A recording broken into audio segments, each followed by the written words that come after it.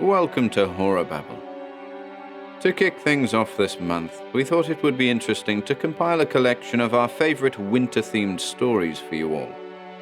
With chilling works by Blackwood, Lovecraft and London to listen to, be sure to find a quiet place in which to recline and to turn the heating up a notch or two. Chapter times can be found in the video description below. And without further ado, this is HorrorBabble's Winter Tales.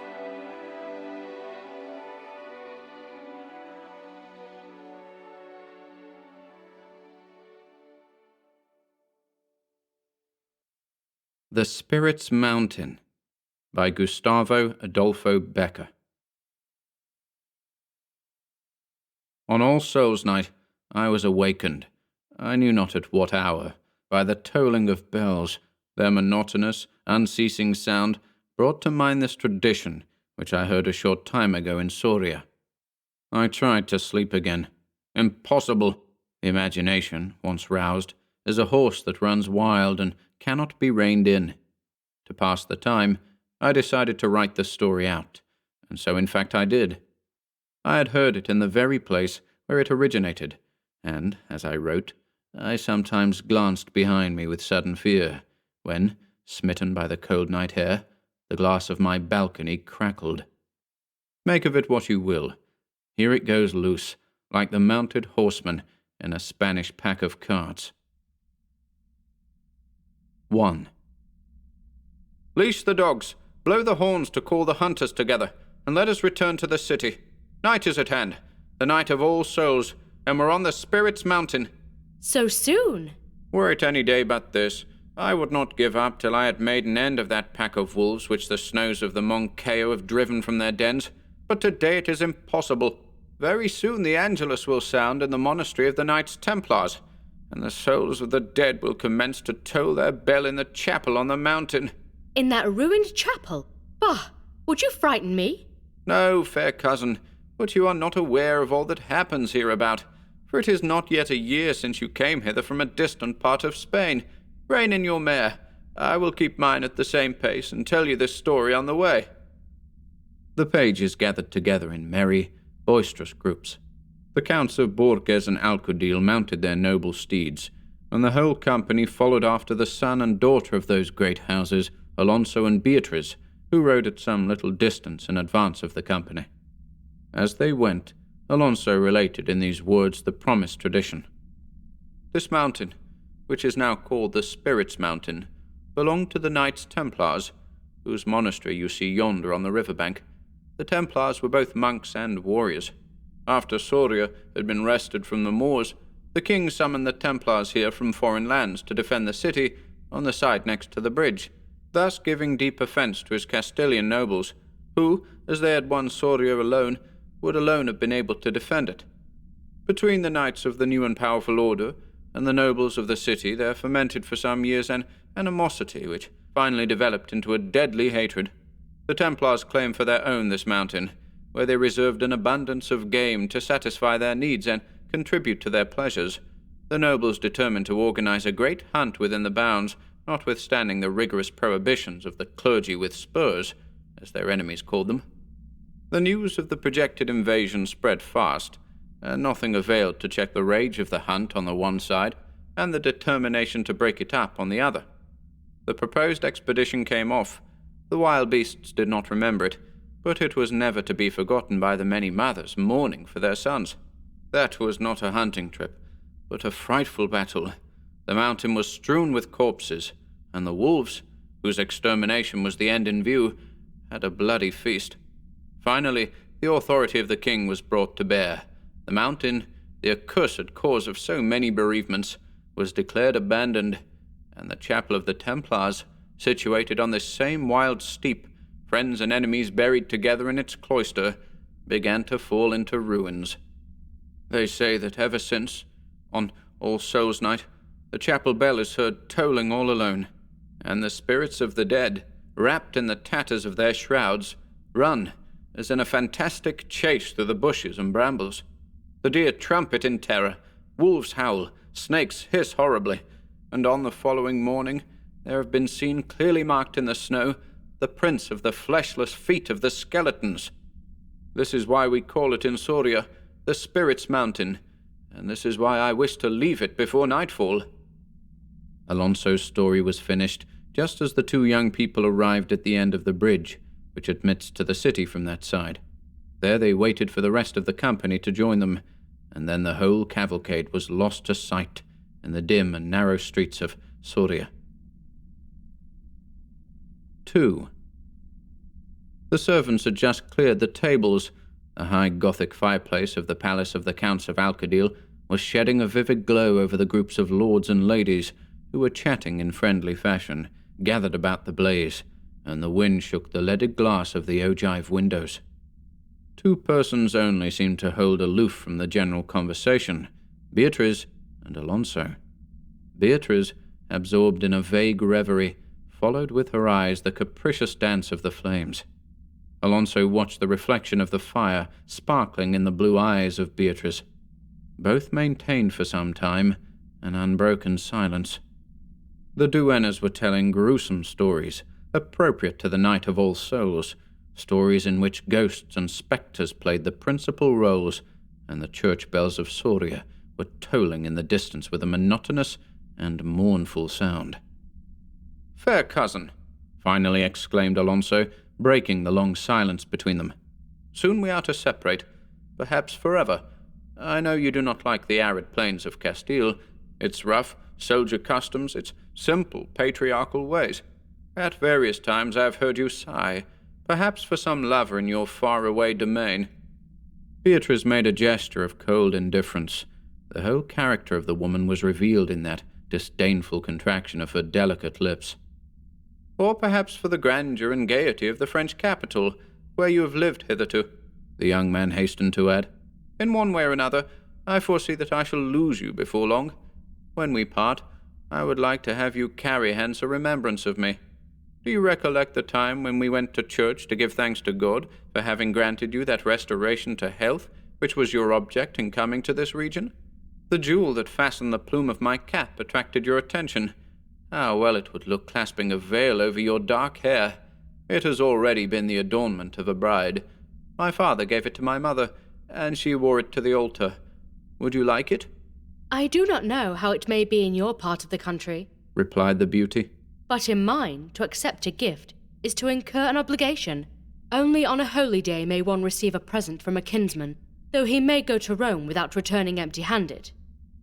The frigid tone in which Beatrice spoke these words troubled the youth for a moment, but, clearing his brow, he replied sadly, "I know it, cousin, but today is the festival of All Saints, and yours among them, a holiday on which gifts are fitting. Will you accept mine?" Beatrice slightly bit her lip and put out her hand for the jewel, without a word. The two again fell silent, and again heard the quavering voices of the old women telling of witches and hobgoblins, the whistling wind which shook the ogive windows, and the mournful, monotonous tolling of the bells. After the lapse of some little time, the interrupted dialogue was thus renewed. "And before All Saints' Day ends, which is holy to my saint as well as to yours, so that you can, without compromising yourself, give me a keepsake, will you not do so?" pleaded Alonso, fixing his eyes on his cousin's, which flashed like lightning, gleaming with a diabolical thought. "Why not?" she exclaimed, raising her hand to her right shoulder, as though seeking for something amid the folds of her wide velvet sleeve, embroidered with gold. Then, with an innocent air of disappointment, she added, "Do you recollect the blue scarf I wore today to the hunt? The scarf which you said, because of something about the meaning of its colour, was the emblem of your soul?" "Yes."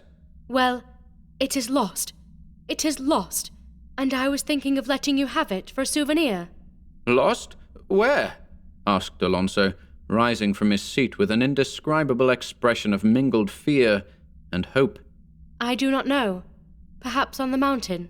"On the Spirit's Mountain," he murmured, paling and sinking back into his seat. "On the Spirit's Mountain." Then he went on in a voice choked and broken. "You know, if you have heard it 1,000 times, that I am called in the city, in all Castile, the King of the Hunters. Not having yet had a chance to try, like my ancestors, my strength in battle, I have brought to bear on this pastime the image of war, or the energy of my youth, or the hereditary ardor of my race. The rugs your feet tread on are the spoils of the chase, the hides of the wild beasts I have killed with my own hand. I know their haunts and their habits. I have fought them by day and by night, on foot and on horseback, alone and with hunting parties, and there is not a man will say that he has ever seen me shrink from danger. On any other night I would fly for that scarf, fly as joyously as to a festival. But tonight, this one night, why disguise it? I am afraid. Do you hear? The bells are tolling. The Angelus has sounded in San Juan del Duero. The ghosts of the mountain are now beginning to lift their yellowing skulls from amid the brambles that cover their graves. The ghosts! The mere sight of them is enough to curdle with horror the blood of the bravest, turn his hair white, or sweep him away in the stormy whirl of their fantastic chase as a leaf, unwitting whither, is carried by the wind. While the young man was speaking, an almost imperceptible smile curled the lips of Beatrice, who, when he had ceased, exclaimed in an indifferent tone, while she was stirring the fire on the hearth, where the wood blazed and snapped, throwing off sparks of 1,000 colours. "Oh, by no means. What folly, to go to the mountain at this hour for such a trifle. On so dark a night, too, with ghosts abroad, and the road beset by wolves." As she spoke this closing phrase, she emphasized it with so peculiar an intonation that Alonso could not fail to understand all her bitter irony. As moved by a spring, he leapt to his feet, passed his hand over his brow as if to dispel the fear which was in his brain, not in his breast, and with firm voice he said, addressing his beautiful cousin, who was still leaning over the hearth, amusing herself by stirring the fire, "Farewell, Beatrice, farewell. If I return, it will be soon." "Alonso, Alonso!" she called, turning quickly, but now that she wished, or made show of wishing, to detain him, the youth had gone. In a few moments she heard the beat of a horse's hoofs departing at a gallop. The beauty, with a radiant expression of satisfied pride flushing her cheeks, listened attentively to the sound which grew fainter and fainter until it died away. The old dames, meanwhile, were continuing their tales of ghostly apparitions. The wind was shrilling against the balcony glass, and far away the bells of the city tolled on. 3. An hour had passed. 2, 3. Midnight would soon be striking, and Beatrice withdrew to her chamber. Alonso had not returned. He had not returned, though less than an hour would have sufficed for his errand. "He must have been afraid," exclaimed the girl, closing her prayer book and turning toward her bed after a vain attempt to murmur some of the prayers that the church offers for the dead on the day of All Souls. After putting out her light and drawing the double silken curtains, she fell asleep, but her sleep was restless, light, uneasy. The postigo clock struck midnight. Beatrice heard through her dreams the slow, dull, melancholy strokes, and half opened her eyes. She thought she had heard, at the same time, her name spoken, but far, far away, and in a faint, suffering voice. The wind groaned outside her window. "It must have been the wind," she said, and pressing her hand above her heart, she strove to calm herself, but her heart beat ever more wildly. The larchwood doors of the chamber grated on their hinges with a sharp creak, prolonged and strident. First these doors, and the more distant ones. All the doors which led to her room opened, one after another, some with a heavy, groaning sound, some with a long wail that set the nerves on edge. Then silence, a silence full of strange noises, the silence of midnight, with a monotonous murmur of far-off water, the distant barking of dogs, confused voices, unintelligible words, echoes of footsteps going and coming, the rustle of trailing garments, half-suppressed sighs, labored breathing almost felt upon the face, involuntary shudders that announced the presence of something not seen, though its approach is felt in the darkness. Beatrice, stiffening with fear, yet trembling, thrust her head out from the bed curtains and listened a moment. She heard 1,000 diverse noises. She passed her hand across her brow and listened again. Nothing. Silence. She saw, with that dilation of the pupils common in nervous crises, dim shapes moving hither and thither all about the room, but when she fixed her gaze on any one point, there was nothing but darkness and impenetrable shadows. Bah! She exclaimed, again resting her beautiful head upon her blue satin pillow. Am I as timid as these poor kinsfolk of mine, whose hearts thump with terror under their armor when they hear a ghost story? And closing her eyes, she tried to sleep, but her effort to compose herself was in vain. Soon she started up again, paler, more uneasy, more terrified. This time, it was no illusion. The brocade hangings of the door had rustled as they were pushed to either side, and slow footsteps were heard upon the carpet. The sound of those footsteps was muffled, almost imperceptible, but continuous, and she heard, keeping measure with them, a creaking as of dry wood or bones, and the footfalls came nearer, nearer. The prayer stool by the side of her bed moved. Beatrice uttered a sharp cry, and burying herself under the bedclothes, hid her head and held her breath. The wind beat against the balcony glass. The water of the far-off fountain was falling, falling with a monotonous, unceasing sound. The barking of the dogs was borne upon the gusts, and the church bells in the city of Soria, some near, some remote, tolled sadly for the souls of the dead. So passed an hour, 2, the night, a century, for that night seemed to Beatrice eternal. At last, the day began to break. Putting fear from her, she half opened her eyes to the first silver rays.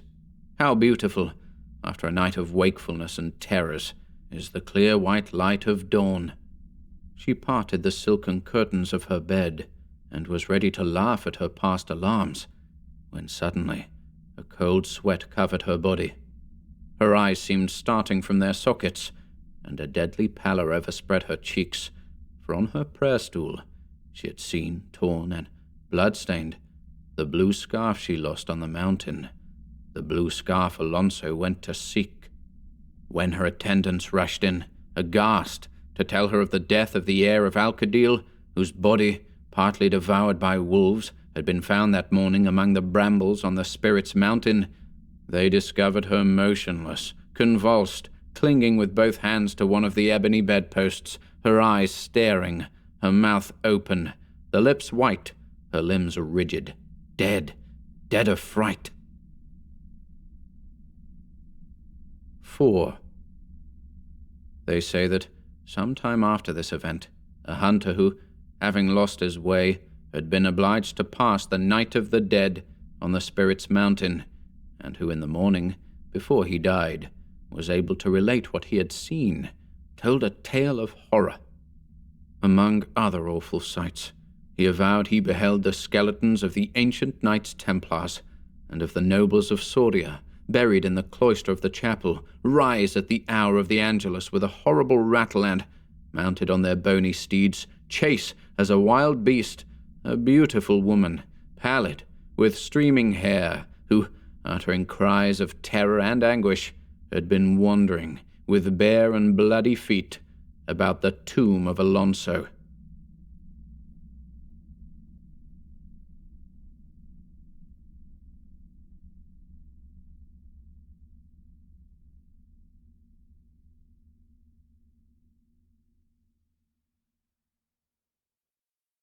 The Glamour of the Snow, by Algernon Blackwood. 1. Hibbert, always conscious of 2 worlds, was in this mountain village conscious of 3. It lay on the slopes of the Valais Alps, and he had taken a room in the little post office, where he could be at peace to write his book, yet at the same time enjoy the winter sports and find companionship in the hotels when he wanted it. The 3 worlds that met and mingled here seemed to his imaginative temperament very obvious, though it is doubtful if another mind, less intuitively equipped, would have seen them so well defined. There was the world of tourist English, civilized, quasi-educated, to which he belonged by birth, at any rate. There was the world of peasants, to which he felt himself drawn by sympathy, for he loved and admired their toiling, simple life. And there was this other, which he could only call the world of nature. To this last, however, in virtue of a vehement poetic imagination and a tumultuous pagan instinct fed by his very blood, he felt that most of him belonged. The others borrowed from it, as it were, for visits. Here, with the soul of nature, hid his central life. Between all three was conflict, potential conflict. On the skating rink each Sunday, the tourists regarded the natives as intruders. In the church, the peasants plainly questioned, "Why do you come? We are here to worship. You stare and whisper." For neither of these two worlds accepted the other, and neither did nature accept the tourists, for it took advantage of their least mistakes, and indeed, even if the peasant world accepted only those who were strong and bold enough to invade her savage domain with sufficient skill to protect themselves from several forms of death. Now, Hibbert was keenly aware of this potential conflict and want of harmony. He felt outside, yet caught by it, torn in the three directions because he was partly of each world, but wholly in only one. There grew in him a constant, subtle effort, or at least desire, to unify them and decide positively to which he should belong and live in. The attempt, of course, was largely subconscious. It was the natural instinct of a richly imaginative nature seeking the point of equilibrium, so that the mind could feel at peace and his brain be free to do good work. Among the guests, no one especially claimed his interest. The men were nice but undistinguished, athletic schoolmasters, doctors snatching a holiday, good fellows all. The women, equally various, the clever, the would-be fast, the dare-to-be-dull, the women who understood, and the usual pack of jolly dancing girls and flappers. And Hibbert, with his 40-odd years of thick experience behind him, got on well with the lot. He understood them all. They belonged to definite, predigested types that are the same the world over, and that he had met the world over long ago. But to none of them did he belong. His nature was too multiple to subscribe to the set of shibboleths of any one class. And since all liked him and felt that somehow he seemed outside of them, spectator, looker-on, all sought to claim him. In a sense, therefore, the three worlds fought for him, natives, tourists, nature. It was thus began the singular conflict for the soul of Hibbert. In his own soul, however, it took place. Neither the peasants nor the tourists were conscious that they fought for anything, and nature, they say, is merely blind and automatic. The assault upon him of the peasants may be left out of account, for it is obvious that they stood no chance of success. The tourist world, however, made a gallant effort to subdue him to themselves, but the evenings in the hotel, when dancing was not in order, were English.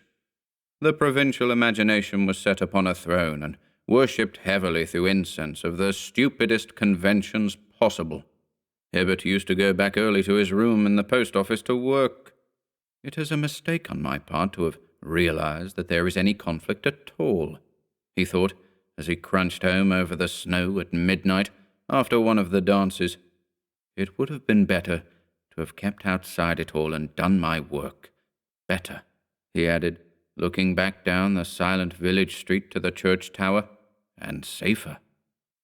The adjective slipped from his mind before he was aware of it. He turned with an involuntary start and looked about him. He knew perfectly well what it meant, this thought that had thrust its head up from the instinctive region. He understood, without being able to express it fully, the meaning that betrayed itself in the choice of the adjective. For if he had ignored the existence of this conflict, he would, at the same time, have remained outside the arena. Whereas now he had entered the lists. Now this battle for his soul must have issue, and he knew that the spell of nature was greater for him than all other spells in the world combined, greater than love, revelry, pleasure, greater even than study. He had always been afraid to let himself go. His pagan soul dreaded her terrific powers of witchery, even while he worshipped. The little village already slept. The world lay smothered in snow. The chalet roofs shone white beneath the moon, and pitch-black shadows gathered against the walls of the church. His eyes rested a moment on the square stone tower with its frosted cross that pointed to the sky, then travelled with a leap of many thousand feet to the enormous mountains that brushed the brilliant stars. Like a forest rose the huge peaks above the slumbering village, measuring the night and heavens.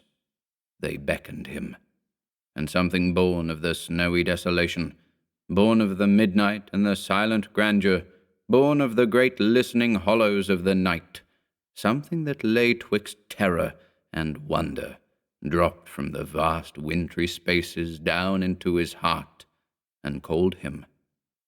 Very softly, unrecorded in any word or thought his brain could compass, it laid its spell upon him. Fingers of snow brushed the surface of his heart. The power and quiet majesty of the winter's night appalled him.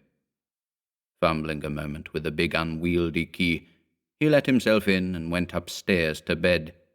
Two thoughts went with him, apparently quite ordinary and sensible ones. What fools these peasants are to sleep through such a night! And the other, those dances tire me. I'll never go again. My work only suffers in the morning. The claims of peasants and tourists upon him seemed thus in a single instant weakened. The clash of battle troubled half his dreams. Nature had sent her beauty of the night and won the first assault. The others, rooted and dismayed, fled far away. 2. Don't go back to your dreary old post office. We're going to have supper in my room, something hot. Come and join us. Hurry up. There had been an ice carnival, and the last party, tailing up the snow slope to the hotel, called him. The Chinese lanterns smoked and sputtered on the wires. The band had long since gone. The cold was bitter, and the moon came only momentarily between high, driving clouds. From the shed where the people changed from skates to snow boots, he shouted something to the effect that he was following, but no answer came. The moving shadows of those who had called were already merged high up against the village darkness. The voices died away. Doors slammed. Hibbert found himself alone on the deserted rink. And it was then, quite suddenly, the impulse came to stay and skate alone. The thought of the stuffy hotel room and of those noisy people with their obvious jokes and laughter oppressed him. He felt a longing to be alone with the night, to taste her wonder all by himself there beneath the stars, gliding over the ice. It was not yet midnight, and he could skate for half an hour. That supper party, if they noticed his absence at all, would merely think he had changed his mind and gone to bed. It was an impulse, yes, and not an unnatural one. Yet even at the time it struck him that something more than impulse lay concealed behind it. More than invitation, yet certainly less than command. There was a vague, queer feeling that he stayed because he had to, almost as though there was something he had forgotten, overlooked, left undone. Imaginative temperaments are often thus, and impulse is ever weakness. For with such ill-considered opening of the doors to hasty action may come an invasion of other forces at the same time, forces merely waiting their opportunity, perhaps. He caught the fugitive warning even while he dismissed it as absurd, and the next minute he was whirling over the smooth ice in delightful curves and loops beneath the moon. There was no fear of collision. He could take his own speed and space as he willed. The shadows of the towering mountains fell across the rink, and a wind of ice came from the forests, where the snow lay 10 feet deep. The hotel lights winked and went out. The village slept. The high wire netting could not keep out the wonder of the winter night that grew about him like a presence. He skated on and on, keen, exhilarating pleasure in his tingling blood, and weariness all forgotten. And then, midway in the delight of rushing movement, he saw a figure gliding behind the wire netting, watching him. With a start that almost made him lose his balance, for the abruptness of the new arrival was so unlooked for, he paused and stared. Although the light was dim, he made out that it was the figure of a woman, and that she was feeling her way along the netting, trying to get in. Against the white background of the snowfield, he watched her rather stealthy efforts as she passed with a silent step over the banked-up snow. She was tall and slim and graceful. He could see that even in the dark. And then, of course, he understood. It was another adventurous skater like himself, stolen down unawares from hotel or chalet and searching for the opening.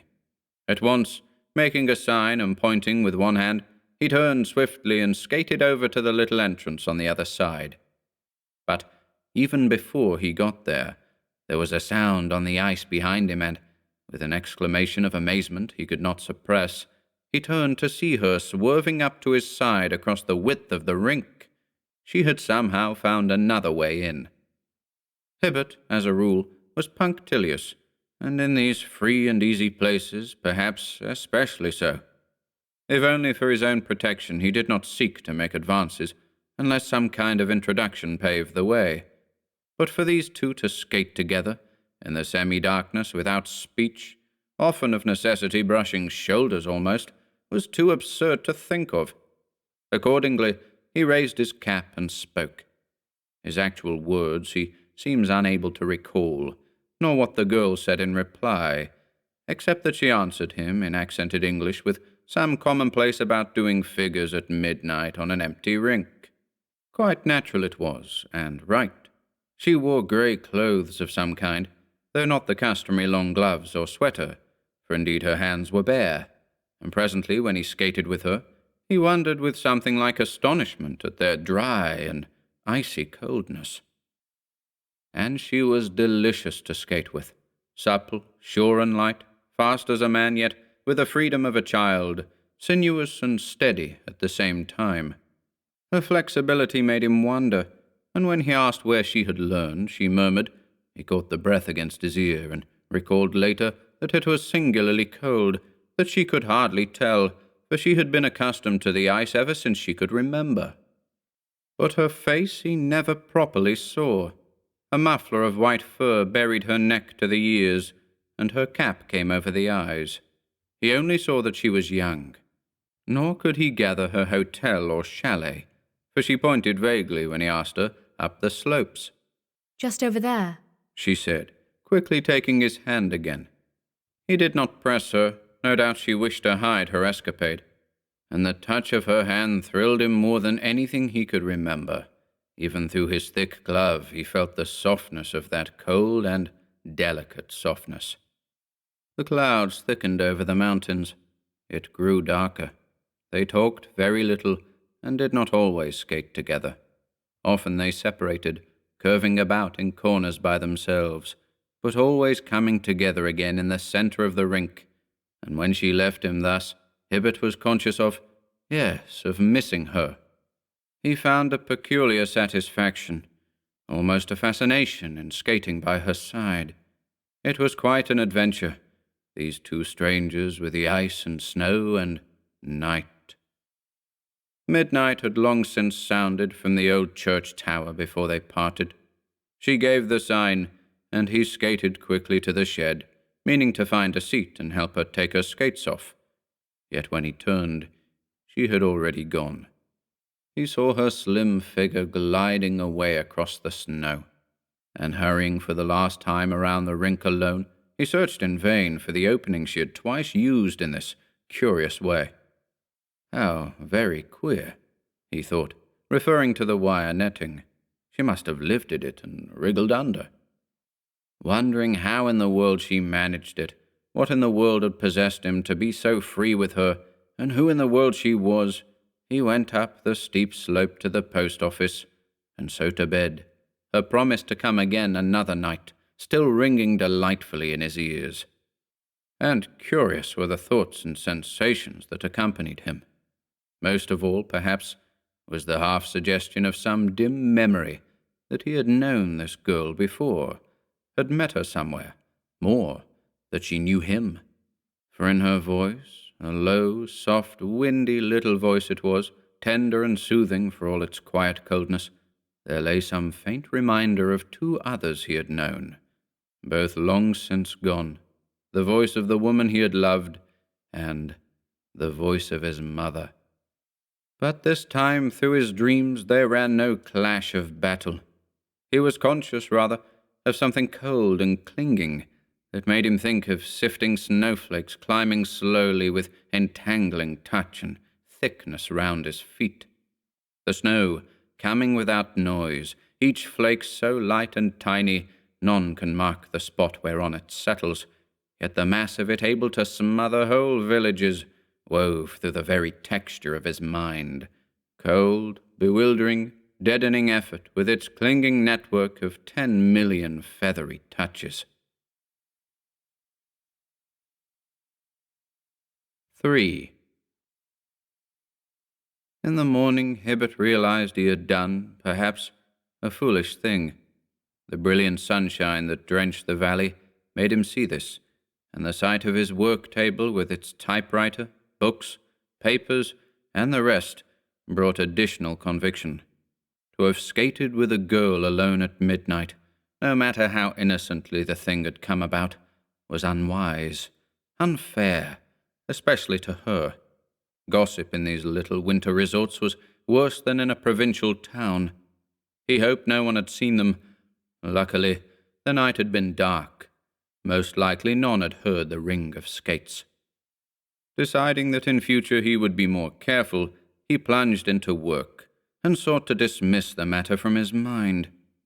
But in his times of leisure, the memory returned persistently to haunt him. When he skied, loosed, or danced in the evenings, and especially when he skated on the little rink, he was aware that the eyes of his mind forever sought this strange companion of the night. 100 times he fancied that he saw her, but always sight deceived him. Her face he might not know, but he could hardly fail to recognize her figure. Yet nowhere among the others did he catch a glimpse of that slim young creature he had skated with alone beneath the clouded stars. He searched in vain. Even his inquiries as to the occupants of the private chalets brought no results. He had lost her. But the queer thing was that he felt as though she were somewhere close. He knew she had not really gone. While people came and left with every day, it never once occurred to him that she had left. On the contrary, he felt assured that they would meet again. This thought he never quite acknowledged. Perhaps it was the wish that fathered it, only. And even when he did meet her, it was a question how he would speak and claim acquaintance, or whether she would recognize himself. It might be awkward. He almost came to dread a meeting, though dread, of course, was far too strong a word to describe an emotion that was half delight, half wondering anticipation. Meanwhile, the season was in full swing. Hibbert felt in perfect health, worked hard, skied, skated, loosed, and at night danced fairly often, in spite of his decision. This dancing was, however, an act of subconscious surrender. It really meant he hoped to find her among the whirling couples. He was searching for her without quite acknowledging it to himself, and the hotel world, meanwhile thinking it had won him over, teased and chaffed him. He made excuses in a similar vein, but all the time he watched and searched and waited. For several days the sky held clear and bright and frosty, bitterly cold, everything crisp and sparkling in the sun. But there was no sign of fresh snow, and the skiers began to grumble. On the mountains was an icy crust that made running dangerous. They wanted the frozen, dry, and powdery snow that makes for speed, renders steering easier, and falling less severe. But the keen east wind showed no signs of changing for a whole 10 days. Then, suddenly, there came a touch of softer air, and the weatherwise began to prophesy. Hibbert, who was delicately sensitive to the least change in earth or sky, was perhaps the first to feel it. Only he did not prophesy. He knew through every nerve in his body that moisture had crept into the air, was accumulating, and that presently a fall would come. For he responded to the moods of nature like a fine barometer. And the knowledge, this time, brought into his heart a strange little wayward emotion that was hard to account for, a feeling of unexplained uneasiness and disquieting joy. For behind it, woven through it rather, ran a faint exhilaration that connected remotely somewhere with that touch of delicious alarm, that tiny anticipating dread that so puzzled him when he thought of his next meeting with his skating companion of the night. It lay beyond all words, all telling, this queer relationship between the two, but somehow the girl and snow ran in a pair across his mind. Perhaps for imaginative writing men, more than for other workers, the smallest change of mood betrays itself at once. His work at any rate revealed this slight shifting of emotional values in his soul.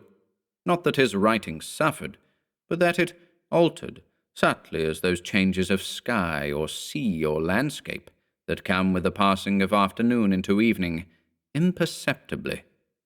A subconscious excitement sought to push outwards and express itself, and, knowing the uneven effects such moods produced in his work, he laid his pen aside and took instead to reading that he had to do. Meanwhile the brilliance passed from the sunshine. The sky grew slowly overcast. By dusk the mountain tops came singularly close and sharp.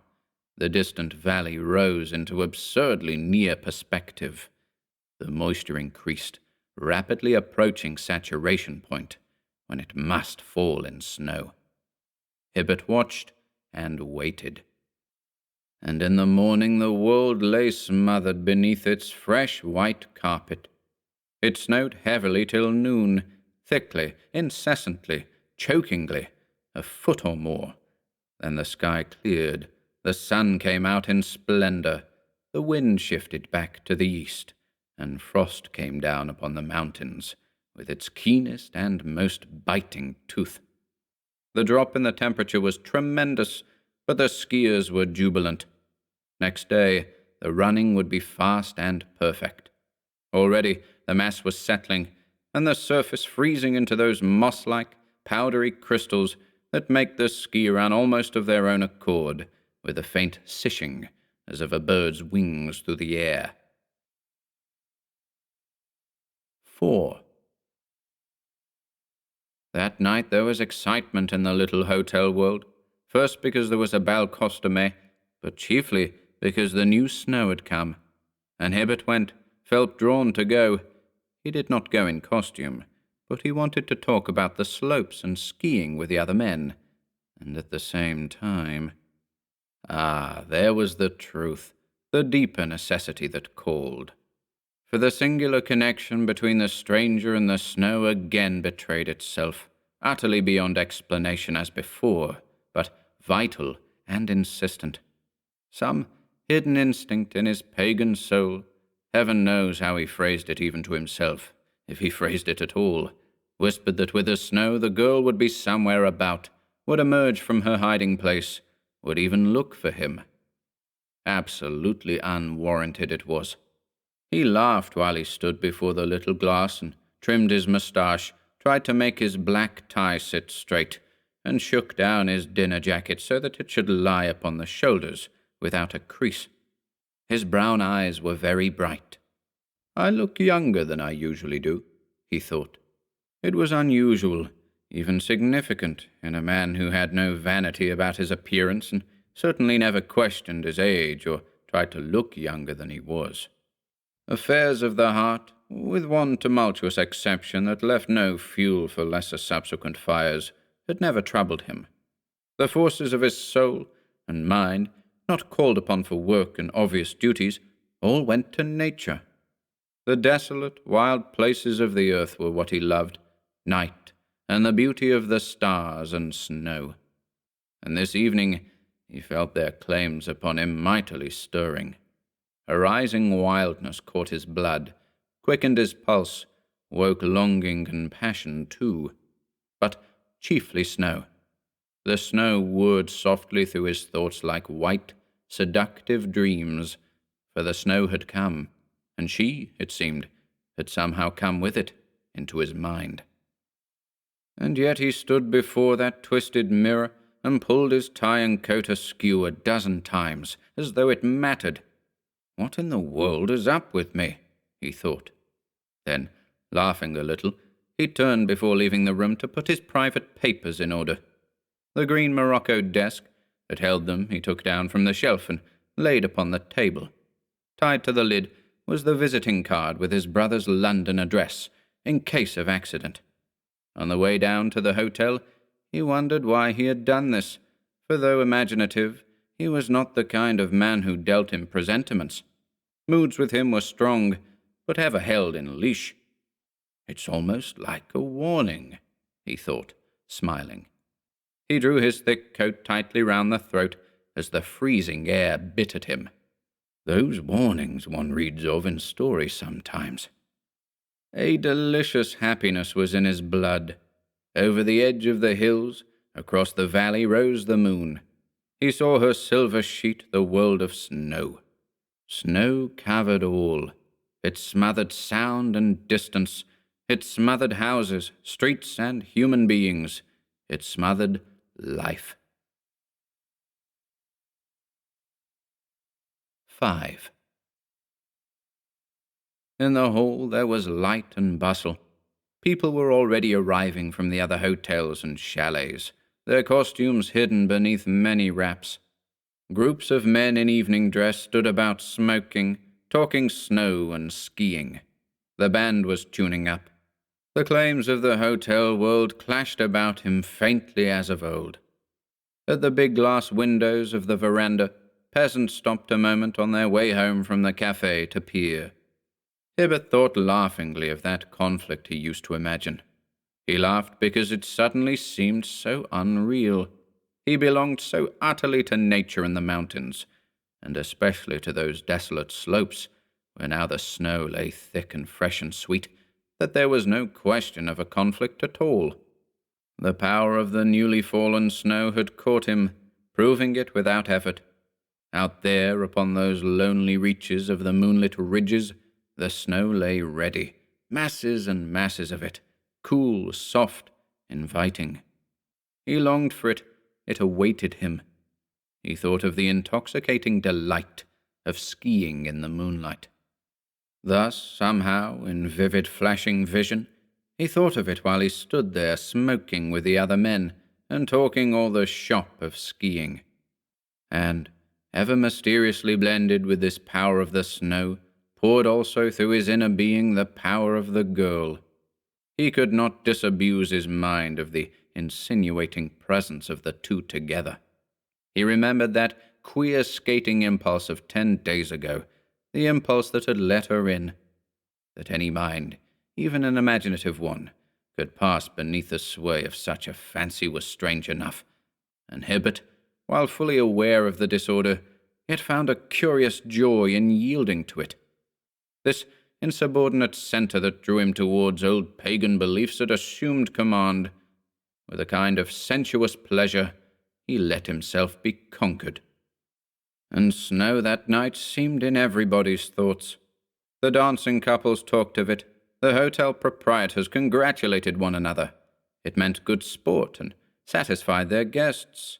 Everyone was planning trips and expeditions, talking of slopes and telemarks, of flying speed and distance, of drifts and crust and frost. Vitality and enthusiasm pulsed in the very air. All were alert and active, positive, radiating currents of creative life, even into the stuffy atmosphere of that crowded ballroom. And the snow had caused it. The snow had brought it. All this discharge of eager, sparkling energy was due primarily to the snow.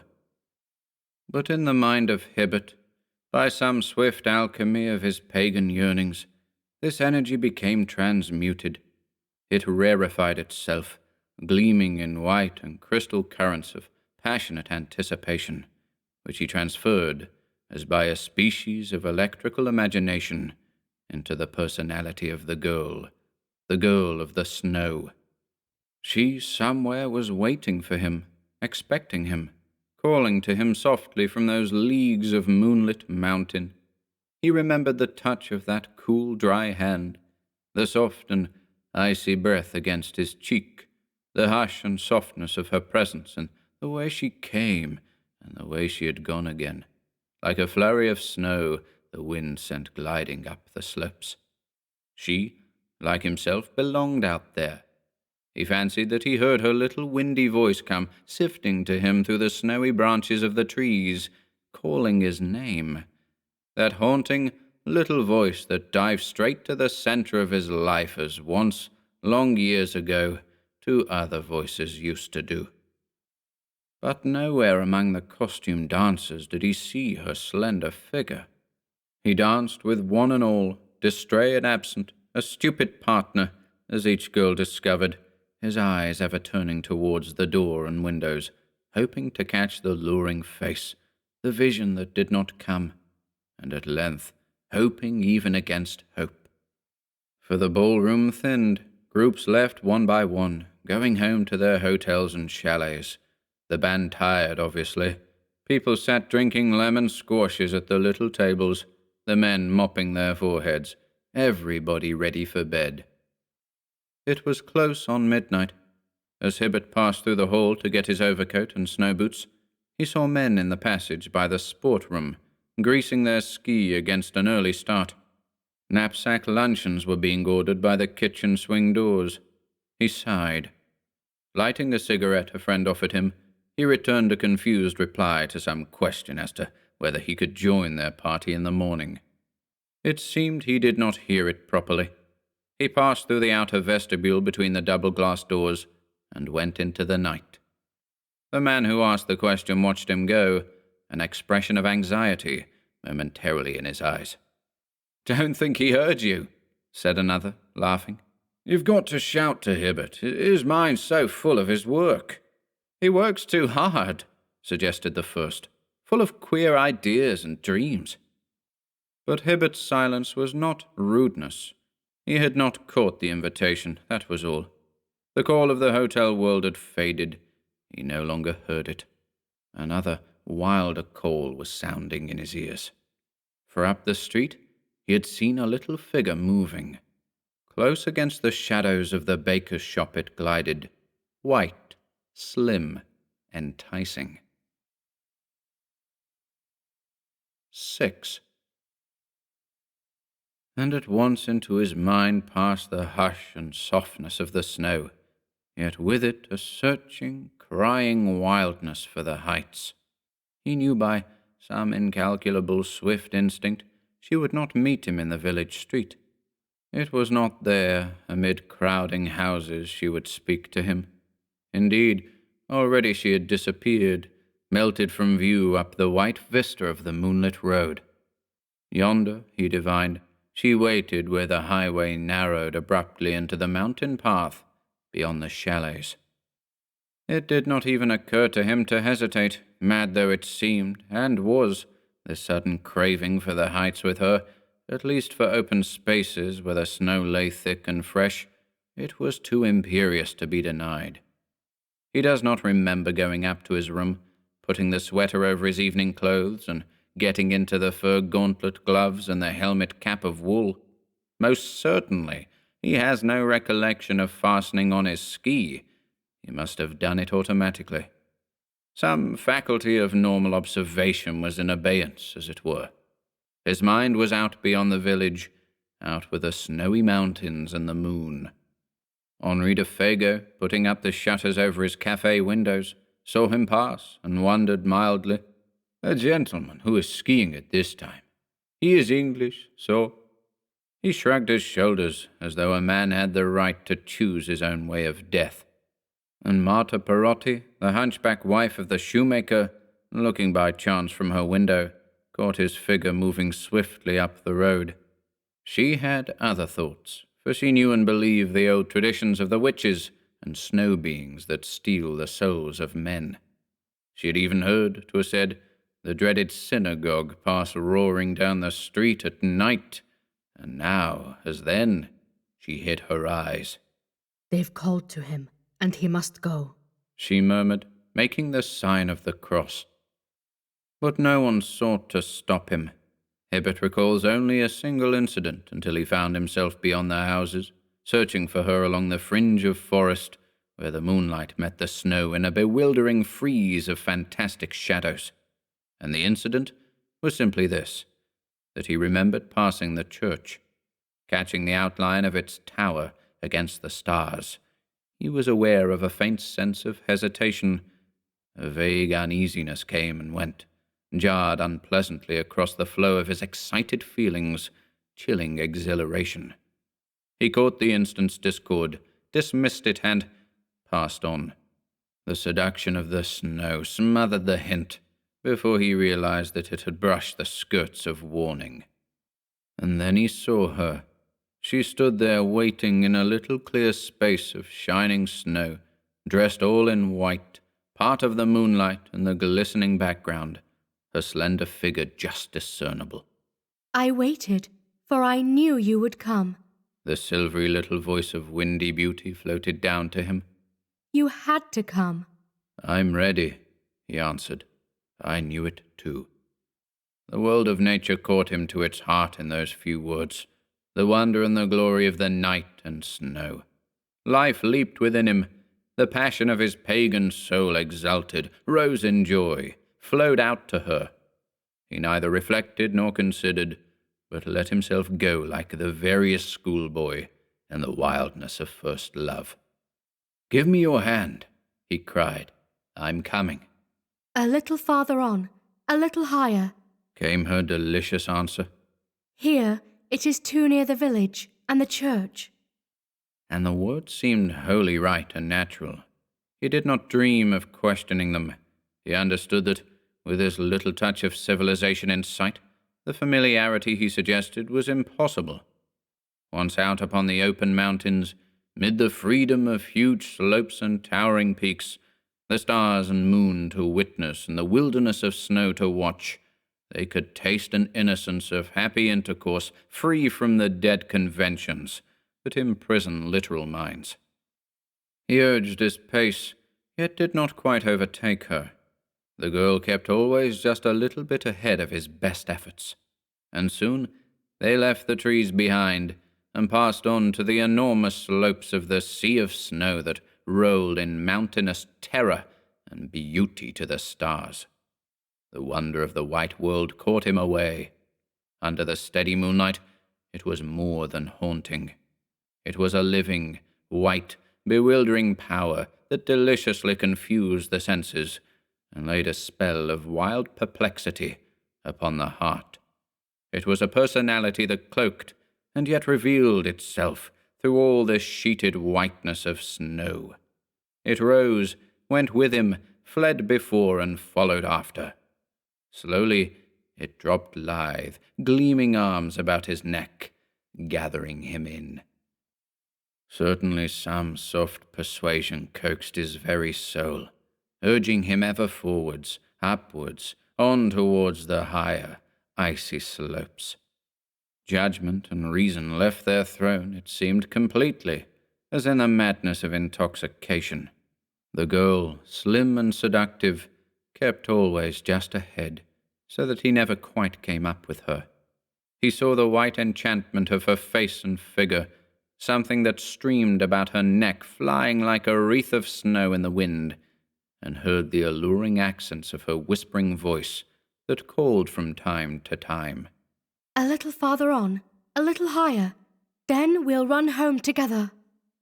Sometimes he saw her hand stretched out to find his own, but each time, just as he came up with her, he saw her still in front, the hand and arm withdrawn. They took a gentle angle of ascent. The toil seemed nothing. In this crystal, wine-like air, fatigue vanished. The sishing of the ski through the powdery surface of the snow was the only sound that broke the stillness. This with his breathing and the rustle of her skirts, was all he heard. Cold moonshine, snow and silence held the world. The sky was black, and the peaks beyond cut into it like frosted wedges of iron and steel.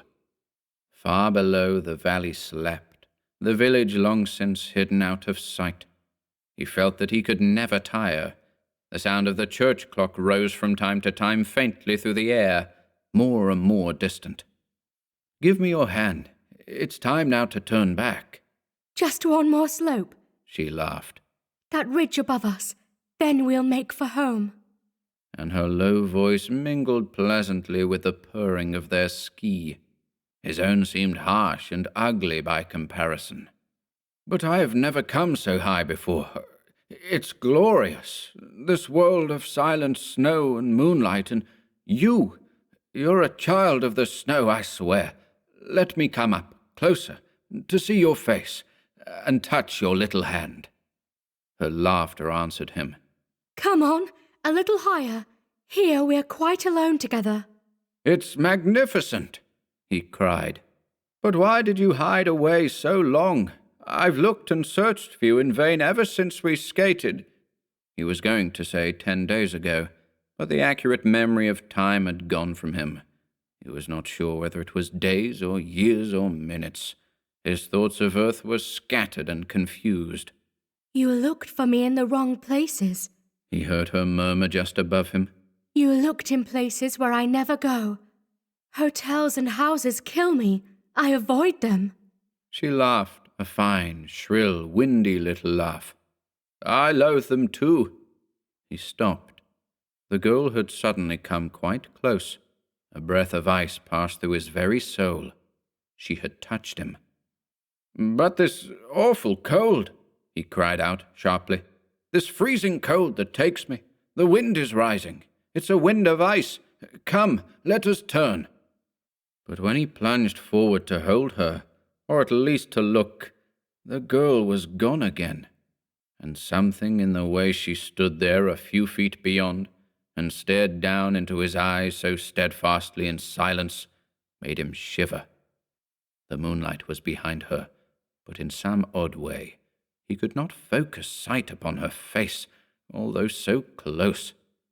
The gleam of eyes he caught, but all the rest seemed white and snowy, as though he looked beyond her, out into space. The sound of the church bell came up faintly from the valley far below, and he counted the strokes. 5. A sudden, curious weakness seized him as he listened. Deep within it was, deadly yet somehow sweet and hard to resist. He felt like sinking down upon the snow and lying there. They had been climbing for 5 hours. It was, of course, the warning of complete exhaustion. With a great effort, he fought and overcame it. It passed away as suddenly as it came. "We'll turn," he said, with a decision he hardly felt. "It will be dawn before we reach the village again. Come at once. It's time for home." The sense of exhilaration had utterly left him. An emotion that was akin to fear swept coldly through him. But her whispering answer turned it instantly to terror, a terror that gripped him horribly and turned him weak and unresisting. "Our home is here." A burst of wild, high laughter, loud and shrill, accompanied the words. It was like a whistling wind. The wind had risen, and clouds obscured the moon. "A little higher, where we cannot hear the wicked bells," she cried, and for the first time seized him deliberately by the hand. She moved, was suddenly close against his face. Again she touched him.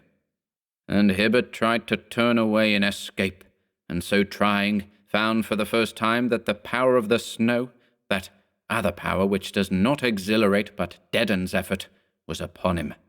The suffocating weakness that it brings to exhausted men, luring them to the sleep of death in her clinging soft embrace, lulling the will and conquering all desire for life. This was awfully upon him. His feet were heavy and entangled. He could not turn or move. The girl stood in front of him, very near. He felt her chilly breath upon his cheeks, her hair passed blindingly across his eyes, and that icy wind came with her. He saw her whiteness close. Again, it seemed, his sight passed through her into space, as though she had no face.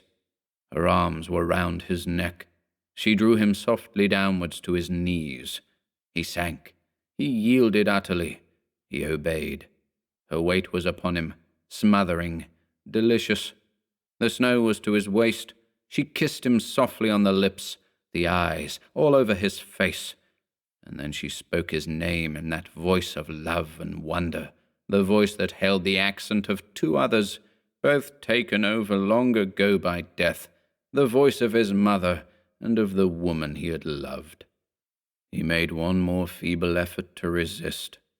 Then, realizing, even while he struggled, that this soft weight about his heart was sweeter than anything life could ever bring, he let his muscles relax and sank back into the soft oblivion of the covering snow. Her wintry kisses bore him into sleep. 7. They say that men who know the sleep of exhaustion in the snow find no awakening on the hither side of death. The hours passed, and the moon sank down below the white world's rim. Then, suddenly, there came a little crash upon his breast and neck, and Hibbert woke. He slowly turned bewildered, heavy eyes upon the desolate mountains, stared dizzily about him, tried to rise. At first, his muscles would not act.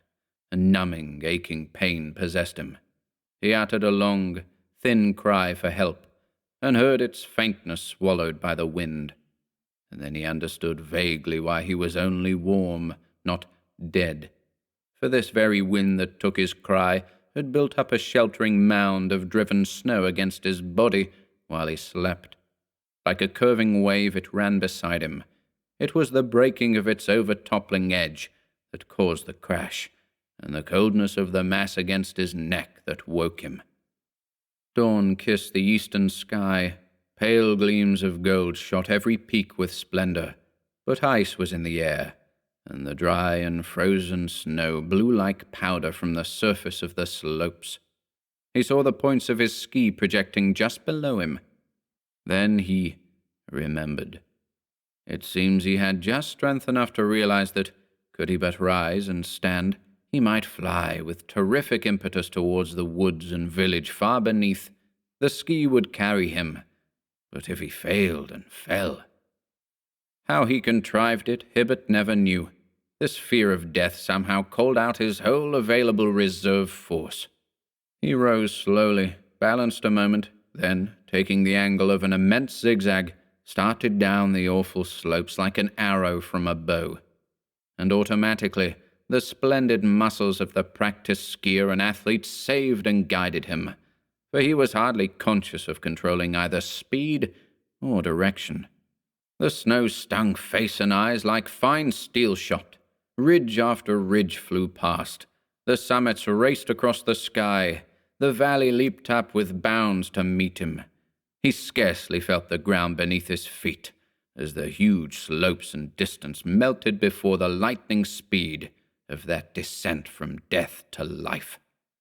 He took it in 4-mile-long zigzags, and it was the turning at each corner that nearly finished him, for then the strain of balancing taxed to the verge of collapse the remnants of his strength.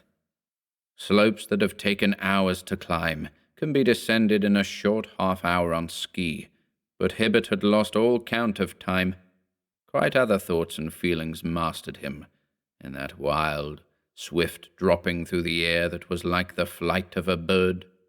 Forever close upon his heels came following forms and voices with the whirling snow dust. He heard that little silvery voice of death and laughter at his back, shrill and wild, with a whistling of the wind past his ears. He caught its pursuing tones, but in anger now, no longer soft and coaxing. And it was accompanied. She did not follow alone. It seemed a host of these flying figures of the snow chased madly just behind him. He felt them furiously smite his neck and cheeks, snatch at his hands, and try to entangle his feet and ski in drifts. His eyes they blinded, and they caught his breath away. The terror of the heights and snow and winter desolation urged him forward in the maddest race with death a human being ever knew. And so terrific was the speed that before the gold and crimson had left the summits to touch the ice lips of the lower glaciers, he saw the friendly forest far beneath swing up and welcome him. And it was then, moving slowly along the edge of the woods, he saw a light. A man was carrying it. A procession of human figures was passing in a dark line laboriously through the snow, and he heard the sound of chanting. Instinctively, without a second's hesitation, he changed his course. No longer flying at an angle as before, he pointed his ski straight down the mountainside. The dreadful steepness did not frighten him. He knew full well it meant a crashing tumble at the bottom, but he also knew it meant a doubling of his speed, with safety at the end. For, though no definite thought passed through his mind, he understood that it was the village curé who carried that little gleaming lantern in the dawn, and that he was taking the host to a chalet on the lower slopes, to some peasant in extremis. He remembered her terror of the church and bells. She feared the holy symbols. There was one last wild cry in his ears as he started, a shriek of the wind before his face, and a rush of stinging snow against closed eyelids, and then he dropped through empty space. Speed took sight from him. It seemed he flew off the surface of the world. Indistinctly he recalls the murmur of men's voices, the touch of strong arms that lifted him, and the shooting pains as the ski were unfastened from the twisted ankle. For when he opened his eyes again to normal life, he found himself lying in his bed at the post office, with the doctor at his side. But for years to come, the story of Mad Hibbert skiing at night is recounted in that mountain village. He went, it seems, up slopes and to a height that no man in his senses ever tried before. The tourists were agog about it for the rest of the season, and the very same day 2 of the bolder men went over the actual ground and photographed the slopes. Later, Hibbert saw these photographs. He noticed one curious thing about them, though he did not mention it to anyone. There was only a single track. In Amundsen's Tent, by John Martin Leahy. Inside the tent, in a little bag, I left a letter addressed to His Majesty the King, giving information of what he had accomplished. Besides this letter, I wrote a short epistle to Captain Scott, who, I assumed, would be the first to find the tent. Captain Amundsen, the South Pole. We have just arrived at this tent, 2 miles from our camp, therefore about 1.5 miles from the pole. In the tent we find a record of 5 Norwegians having been here, as follows: Roald Amundsen, Olav Olafsson Jarland, Hilmer Hansen, Sverre H. Hassel, Oscar Wistling. 16th of December, 1911. Left a note to say I had visited the tent with companions. Captain Scott, his last journal. Travellers, says Richard A. Proctor, are sometimes said to tell marvellous stories, but it is a noteworthy fact that, in 9 cases out of 10, the marvellous stories of travellers have been confirmed. Certainly no traveller ever set down a more marvellous story than that of Robert Drumgold. This record I am at last giving to the world, with my humble apologies to the spirit of the hapless explorer for withholding it so long. But the truth is that Eastman, Dahlstrom, and I thought it the work of a mind deranged. Little wonder, forsooth, if his mind had given way, what with the fearful sufferings which he had gone through and the horror of that fate which was closing in upon him.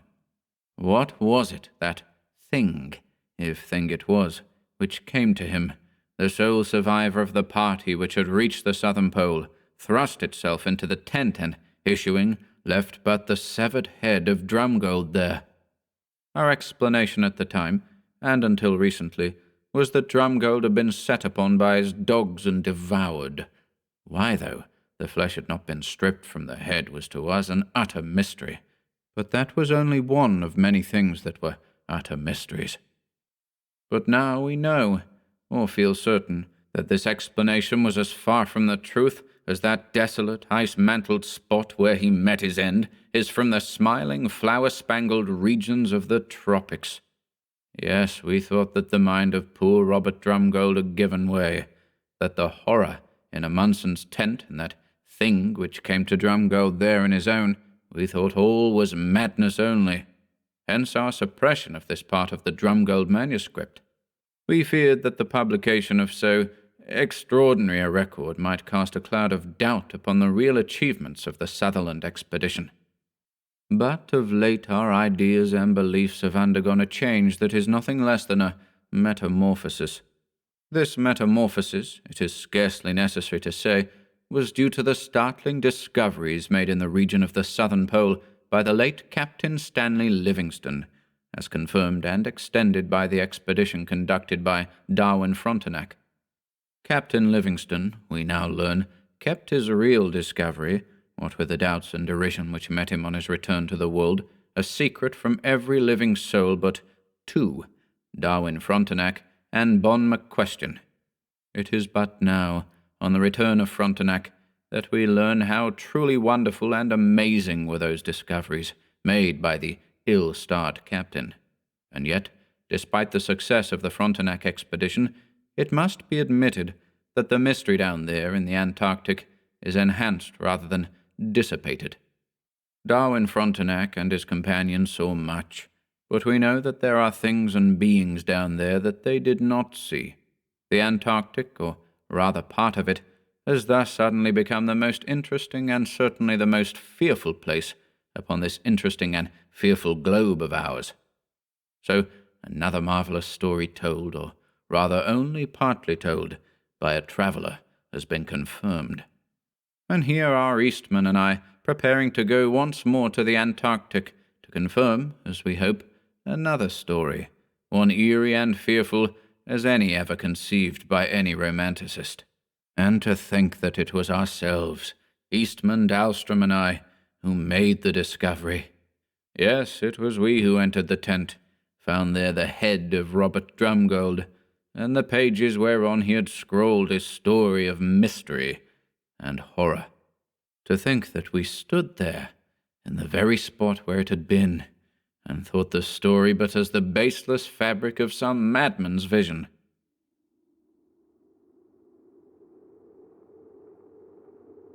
How vividly it all rises before me again, the white expanse, glaring, blinding in the untempered light of the Antarctic sun, the dogs straining in the harness, the cases on the sleds, long and black like coffins, our sudden halt as Eastman fetched up in his tracks, pointed and said, "Hello, what's that?"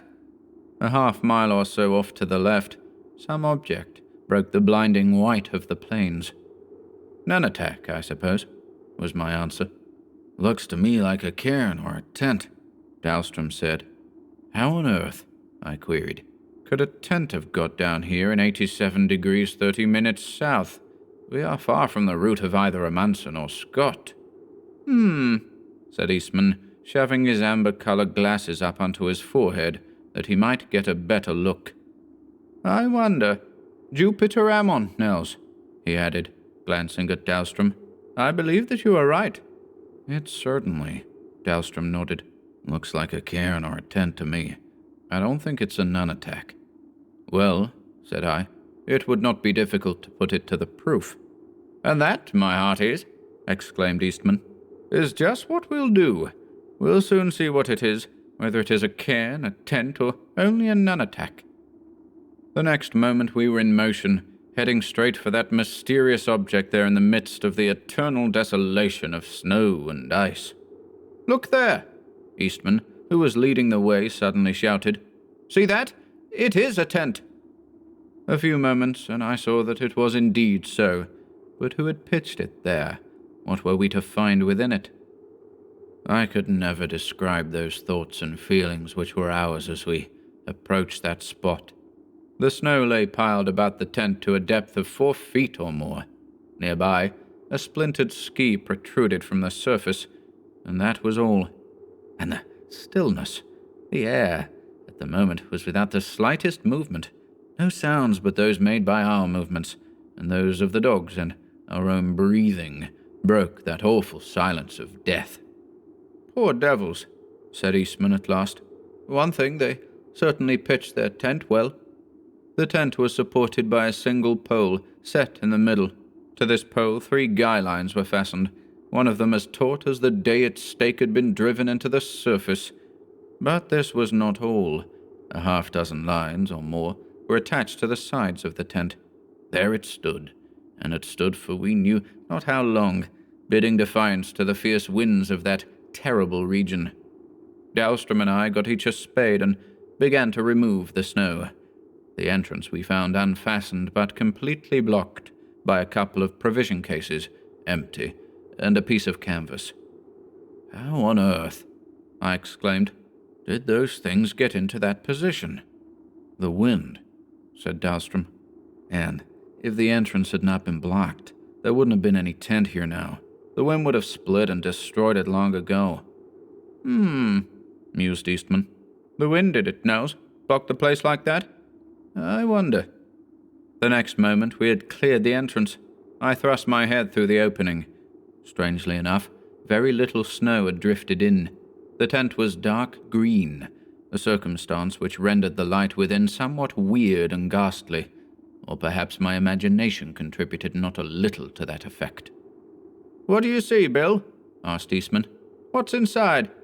My answer was a cry, and the next instant I had sprung back from the entrance. "What is it, Bill?" Eastman exclaimed. "Great heaven, what is it, man?" "A head," I told him. "A head? A human head?" He and Dahlstrom stooped and peered in. "What is the meaning of this?" Eastman cried. "A severed human head!" Dahlstrom dashed a mittened hand across his eyes. "Are we dreaming?" he exclaimed. "'Tis no dream, Nels," returned our leader. "I wish to heaven it was. A head! A human head!" "Is there nothing more?" I asked. "Nothing. No body, not even stripped bone. Only that severed head. Could the dogs—" "Yes?" queried Dahlstrom. "Could the dogs have done this?" "Dogs," Dahlstrom said. "This is not the work of dogs." We entered, and stood looking down upon that grisly remnant of mortality. "It wasn't dogs," said Dahlstrom. "Not dogs?" Eastman queried. "What other explanation is there, except cannibalism?" Cannibalism. A shudder went through my heart. I may as well say at once, however, that our discovery of a good supply of pemmican and biscuit on the sled, at that moment completely hidden by the snow, was to show us that that fearful explanation was not the true one. The dogs. That was it. That was the explanation. Even though what the victim himself had set down told us a very different story. Yes, the explorer had been set upon by his dogs and devoured. But there were things that militated against that theory. Why had the animals left that head? In the frozen eyes, they were blue eyes, and upon the frozen features of which was a look of horror that sends a shudder through my very soul even now. Why, the head did not have even the mark of a single fang, though it appeared to have been chewed from the trunk. Dahlstrom, however, was of the opinion that it had been hacked off. And there, in the man's story, in the story of Robert Drumgold, we found another mystery, a mystery as insoluble, if it was true, as the presence here of his severed head. There the story was, scrawled in lead pencil across the pages of his journal. But what were we to make of a record, the concluding pages of it, that is, so strange and so dreadful? But enough of this, of what we thought and of what we wondered. The journal itself lies before me, and I now proceed to set down the story of Robert Drumgold in his own words. Not a word, not a comma, shall be deleted, inserted, or changed. Let it begin with his entry for January the 3rd, at the end of which day the little party was only 15 miles geographical from the pole. Here it is. January 3rd. Latitude of our camp 89 degrees 45 minutes 10 seconds. Only 15 miles more, and the pole is ours, unless Amundsen or Scott has beaten us to it, or both. But it will be ours just the same, even though the glory of discovery is found to be another's. What shall we find there? All are in fine spirits. Even the dogs seem to know that this is the consummation of some great achievement. And a thing that is a mystery to us is the interest they have shown this day in the region before us. Did we halt? There they were, gazing and gazing straight south, and sometimes sniffing and sniffing. What does it mean? Yes, in fine spirits all, dogs as well as we three men. Everything is auspicious. The weather for the last 3 days has been simply glorious. Not once in this time has the temperature been below -5. As I write this, the thermometer shows 1 degree above. The blue of the sky is like that of which painters dream. And in that blue, tower cloud formations, violet tinged in the shadows, that are beautiful beyond all description. If it were possible to forget the fact that nothing stands between ourselves and a horrible death save the meagre supply of food on the sleds, one could think he was in some fairyland, a glorious fairyland of white and blue and violet. A fairyland? Why has that thought so often occurred to me? Why have I so often likened this desolate, terrible region to fairyland? Terrible? Yes, to human beings it is terrible, frightful beyond all words. But though so unutterably terrible to men, it may not be so in reality. After all, are all things, even of this earth of ours, to say nothing of the universe, made for man, this being, a godlike spirit in the body of a quasi-ape, who, set in the midst of wonders, leers and slavers in madness and hate, wallows in the muck of 1,000 lusts? May there not be other beings? Yes, even on this very earth of ours, more wonderful, yes, and more terrible too, than he? Heaven knows, more than once in this desolation of snow and ice, I have seemed to feel their presence in the air about us, nameless entities, disembodied, watching things. Little wonder, forsooth, that I have again and again thought of these strange words of one of America's greatest scientists, Alexander Winchell. Nor is incorporated rational existence conditioned on warm blood, nor on any temperature which does not change the forms of matter of which the organism may be composed. There may be intelligences corporealized after some concept not involving the processes of ingestion, assimilation, and reproduction. Such bodies would not require daily food and warmth. They might be lost in the abysses of the ocean, or laid up on a stormy cliff through the tempests of an Arctic winter, or plunged into a volcano for 100 years, and yet retain consciousness and thought.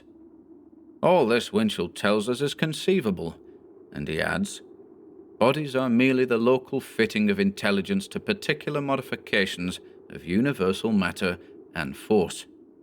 And these entities, nameless things whose presence I seem to feel at times, are they benignant beings, or things more fearful than even the madness of the human brain ever has fashioned? But then I must stop this. If Sutherland or Travers were to read what I have set down here, they would think that I was losing my senses, or would declare me already insane. And yet, as there is a heaven above us, it seems that I do actually believe that this frightful place knows the presence of beings other than ourselves and our dogs, things which we cannot see, but which are watching us. Enough of this. Only 15 miles from the pole. Now for a sleep and on to our goal in the morning. Morning! There is no morning here, but day unending.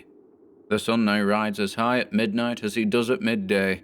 Of course, there is a change in his altitude, but it is so slight as to be imperceptible without an instrument. But the pole, tomorrow the pole, what will we find there? Only an unbroken expanse of white, or... January 4th. The mystery and horror of this day. Oh, how could I ever set that down? Sometimes, so fearful were those hours through which we have just passed, I even find myself wondering if it wasn't all only a dream. A dream! I would to heaven that it had been but a dream. As for the end, There. I must keep such thoughts out of my head. Got under way at an early hour, weather more wondrous than ever, sky and azure that would have sent a painter into ecstasies, cloud formations indescribably beautiful and grand. The going, however, was pretty difficult. The place a great plain stretching away with a monotonous uniformity of surface as far as the eye could reach. A plain never trod by human foot before. At length, when our dead reckoning showed that we were drawing near to the pole, we had the answer to that. Then it was that the keen eyes of Travers detected some object rising above the blinding white of the snow. On the instant, Sutherland had thrust his amber glasses up onto his forehead and had his binoculars to his eyes. "Cairn!" he exclaimed, and his voice sounded hollow and very strange. "A cairn! Or a tent!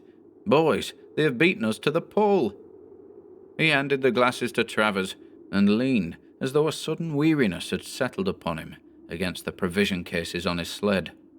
"Forestalled," said he. "Forestalled." I felt very sorry for our brave leader in those, his moments of terrible disappointment, but for the life of me I did not know what to say, and so I said nothing. At that moment a cloud concealed the sun, and the place where we stood was suddenly involved in a gloom that was deep and awful. So sudden and pronounced indeed was the change that we gazed about us with curious and wondering looks. Far off to the right and to the left, the plain blazed white and blinding. Soon, however, the last gleam of sunshine had vanished from off it. I raised my look up to the heavens. Here and there, edges of cloud were touched as though with the light of wrathful golden fire. Even then, however, that light was fading. A few minutes, and the last angry gleam of the sun had vanished. The gloom seemed to deepen about us every moment. A curious haze was concealing the blue expanse of the sky overhead. There was not the slightest movement in the gloomy and weird atmosphere. The silence was heavy, awful, the silence of the abode of utter desolation and of death. "What on earth are we in for now?" said Travers. Sutherland moved from his sled and stood gazing about into the eerie gloom. "Queer change, this," said he. "It would have delighted the heart of Dore." "It means a blizzard, most likely," I observed. "Hadn't we better make camp before it strikes us? No telling what a blizzard may be like in this awful spot." "Blizzard?" said Sutherland. "I don't think it means a blizzard, Bob. No telling, though. Mighty queer change, certainly. And how different the place looks now in this strange gloom. It is surely weird and terrible. That is, it certainly looks weird and terrible." He turned his look to Travers.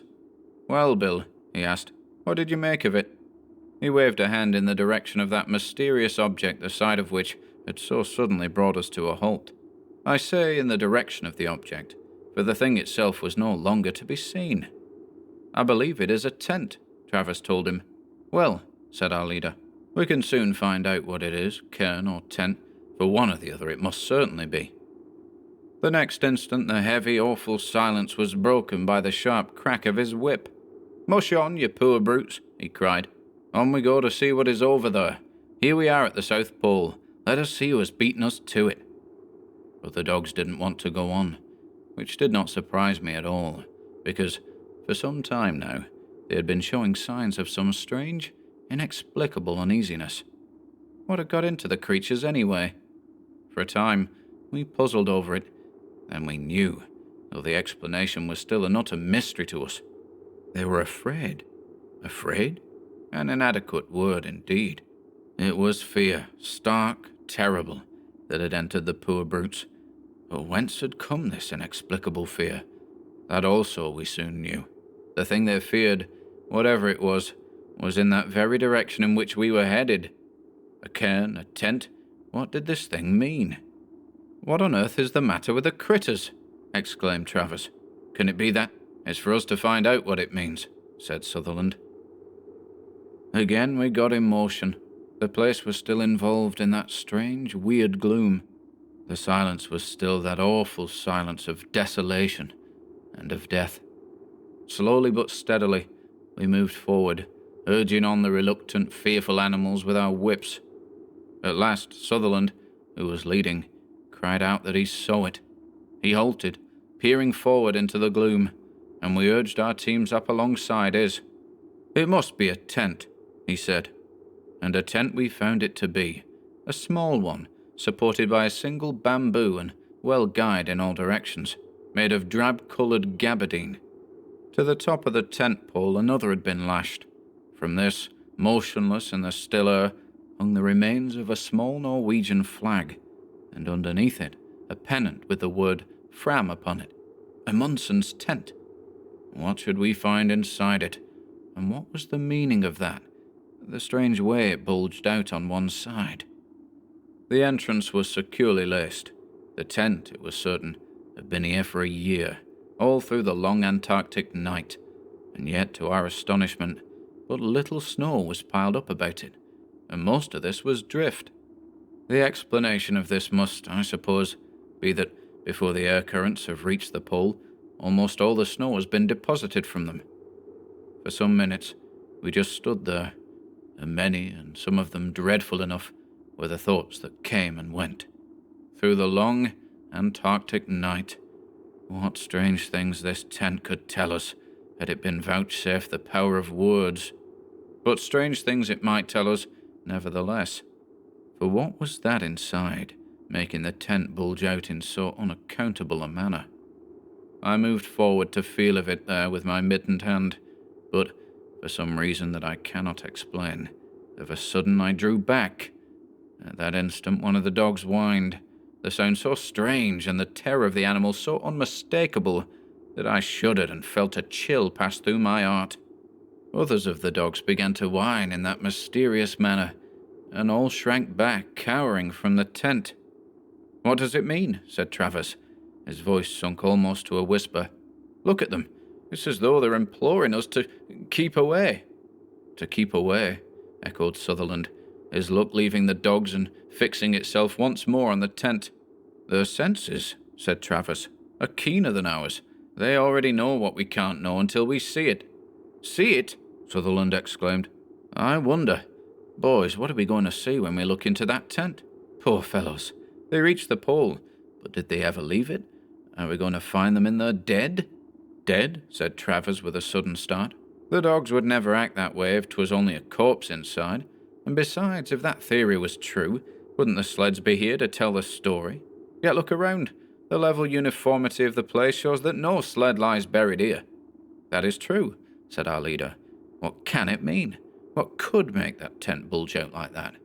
Well, here is the mystery before us, and all we have to do is unlace the entrance and look inside to solve it."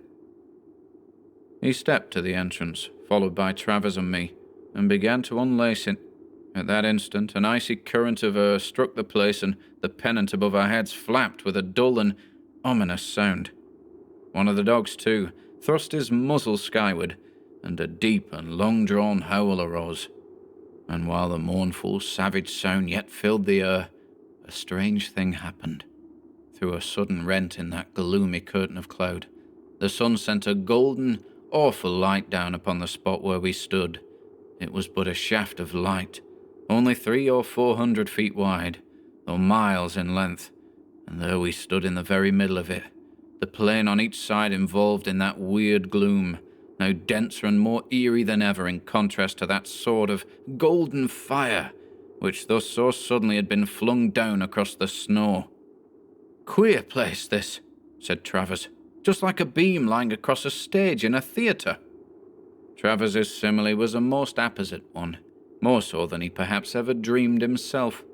That place was a stage, our light the wrathful fire of the Antarctic sun, ourselves the actors in a scene stranger than any ever beheld in the mimic world.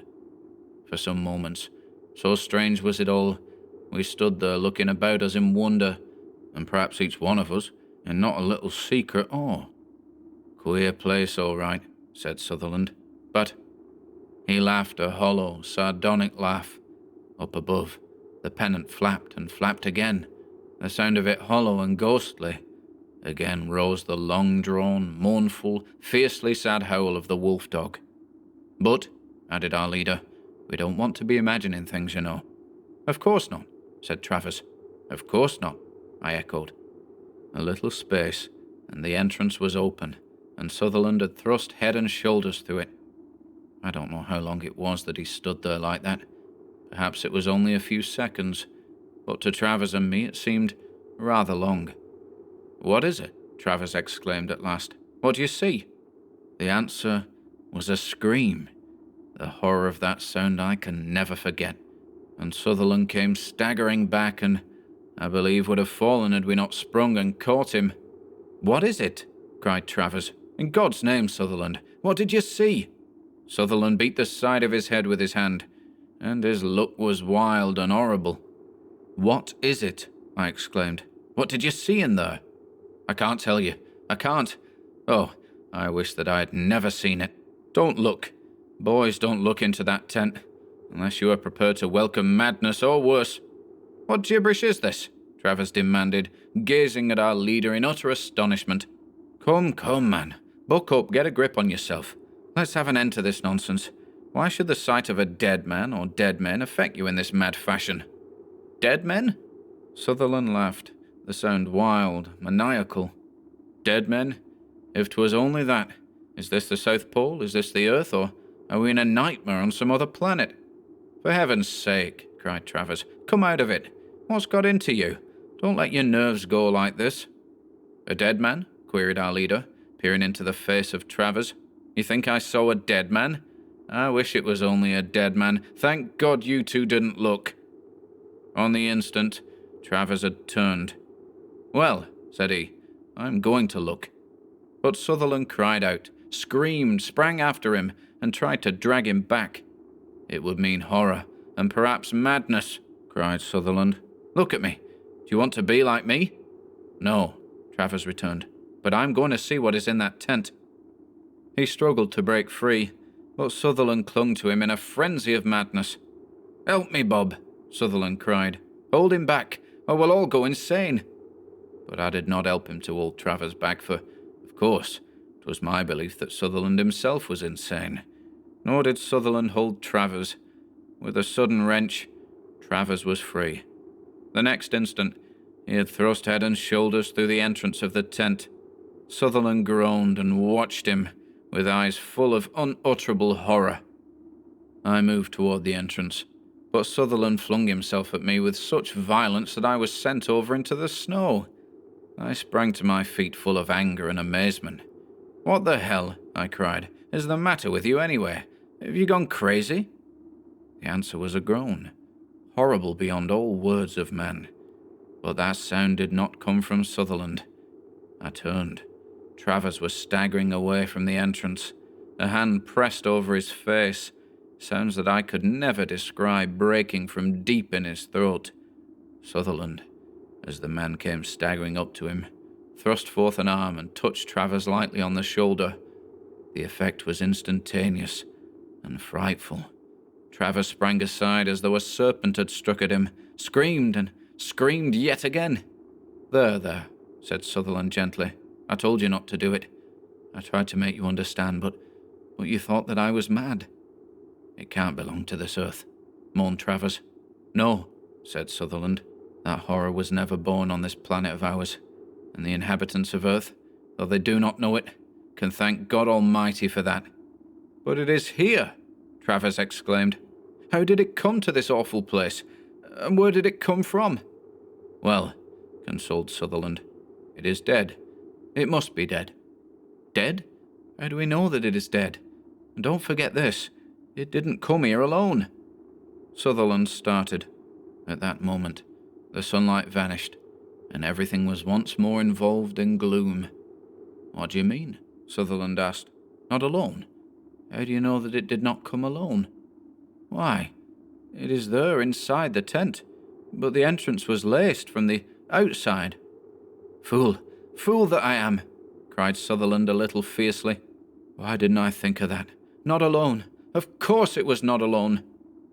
He gazed about into the gloom, and I knew the nameless fear and horror that chilled him to the very heart, for they chilled me to my very own. Of a sudden arose again that mournful, savage howl of the wolf-dog. We three men started, as though 'twas the voice of some ghoul from hell's most dreadful corner. "Shut up, you brute," gritted Travers. Shut up, or I'll brain you. Whether it was Travers's threat or not, I do not know, but that howl sank, ceased almost on the instant. Again the silence of desolation and of death lay upon the spot, but above the tent the pennant stirred and rustled. The sound of it, I thought, like the slithering of some repulsive serpent. What did you see in there? I asked them. Bob, said Sutherland. Don't ask us that. The thing itself, said I, turning, can't be any worse than this mystery and nightmare of imagination. But the two of them threw themselves before me and barred my way. No, said Sutherland firmly. You must not look into that tent, Bob. You must not see that, I don't know what to call it. Trust us, believe us, Bob. 'Tis for your sake that we say that you must not do it. We, Travers and I, can never be the same men again. The brains, the souls of us can never be what they were before we saw that. Very well, I acquiesced. I can't help saying, though, that the whole thing seems to me like the dream of a madman. That, said Sutherland, is a small matter indeed. Insane? Believe that it is the dream of a madman. Believe that we are insane. Believe that you are insane yourself. Believe anything you like. Only, don't look. Very well, I told them. I won't look. I give in. You two have made a coward of me. A coward? Said Sutherland. Don't talk nonsense, Bob. There are some things that a man should never know. There are some things that a man should never see. That horror there in Amundsen's tent is both. But you said that it is dead. Travers groaned. Sutherland laughed a little wildly. Trust us, said the latter. Believe us, Bob. 'Tis for your sake, not for our own. For that is too late now. We have seen it, and you have not. For some minutes we stood there by the tent in that weird gloom, then turned to leave the cursed spot. I said that undoubtedly Amundsen had left some records inside, that possibly Scott had reached the pole and visited the tent, and that we ought to secure any such mementos. Sutherland and Travers nodded, but each declared that he would not put his head through that entrance again for all the wealth of Ormus and of or words to that effect. We must, they said, get away from the awful place. Get back to the world of men with our fearful message. You won't tell me what you saw, I said, and yet you want to get back so that you can tell it to the world. We aren't going to tell the world what we saw, answered Sutherland. In the first place, we couldn't, and in the second place, if we could, not a living soul would believe us. But we can warn people, for that thing in there did not come alone. Where is the other one, or the others? Dead too, let us hope, I exclaimed. Amen, said Sutherland. But maybe, as Bill says, it isn't dead. Probably. Sutherland paused, and a wild, indescribable look came into his eyes. Maybe it can't die. Probably, said I nonchalantly, yet with secret disgust and with poignant sorrow. What was the use? What good would it do to try to reason with a couple of madmen? Yes, we must get away from this spot, or they would have me insane too. And the long road back? Could we ever make it now? And what had they seen? What unimaginable horror was there behind that thin wall of gabardine? Well, whatever it was real. Of that I could not entertain the slightest doubt. Real? Real enough to wreck, virtually instantaneously, the strong brains of two strong men. But were my poor companions really mad, after all? Or maybe, Sutherland was saying, the other one, or the others, went back to Venus, or Mars, or Sirius, or Algol, or hell itself, or wherever they came from to get more of their kind. If that is so, heaven have pity on poor humanity. And if it or they are still here on this earth, then sooner or later, it may be a dozen years, it may be a century, but sooner or later, the world will know it to its woe and to its horror, for they, if living, or if gone for others, will come again. I was thinking, began Travers, his eyes fixed on the tent. Yes? Sutherland queried. That, Travers told him. It might be a good plan to empty the rifle into that thing. Maybe it isn't dead. Maybe it can't die. Maybe it only changes. Probably it is just hibernating, so to speak. If so, I laughed, It will probably hibernate till doomsday." But neither one of my companions laughed. "Or," said Travers, "it may be a demon, a ghost materialized. I can't say incarnated." "A ghost materialized?" I exclaimed. "Well, may not every man or woman be just that? Heaven knows many a one acts like a demon or a fiend incarnate." "They may be," nodded Sutherland, "but that hypothesis doesn't help us any here." "It may help things some," said Travers, starting toward his sled. A moment or two, and he had got out the rifle. "I thought," said he, "that nothing could ever take me back to that entrance, but the hope that I may—" Sutherland groaned. "It isn't earthly, Bill," he said hoarsely. "It's a nightmare. I think we had better go now." Travers was going, straight toward the tent. "Come back, Bill," groaned Sutherland. "Come back. Let us go while we can."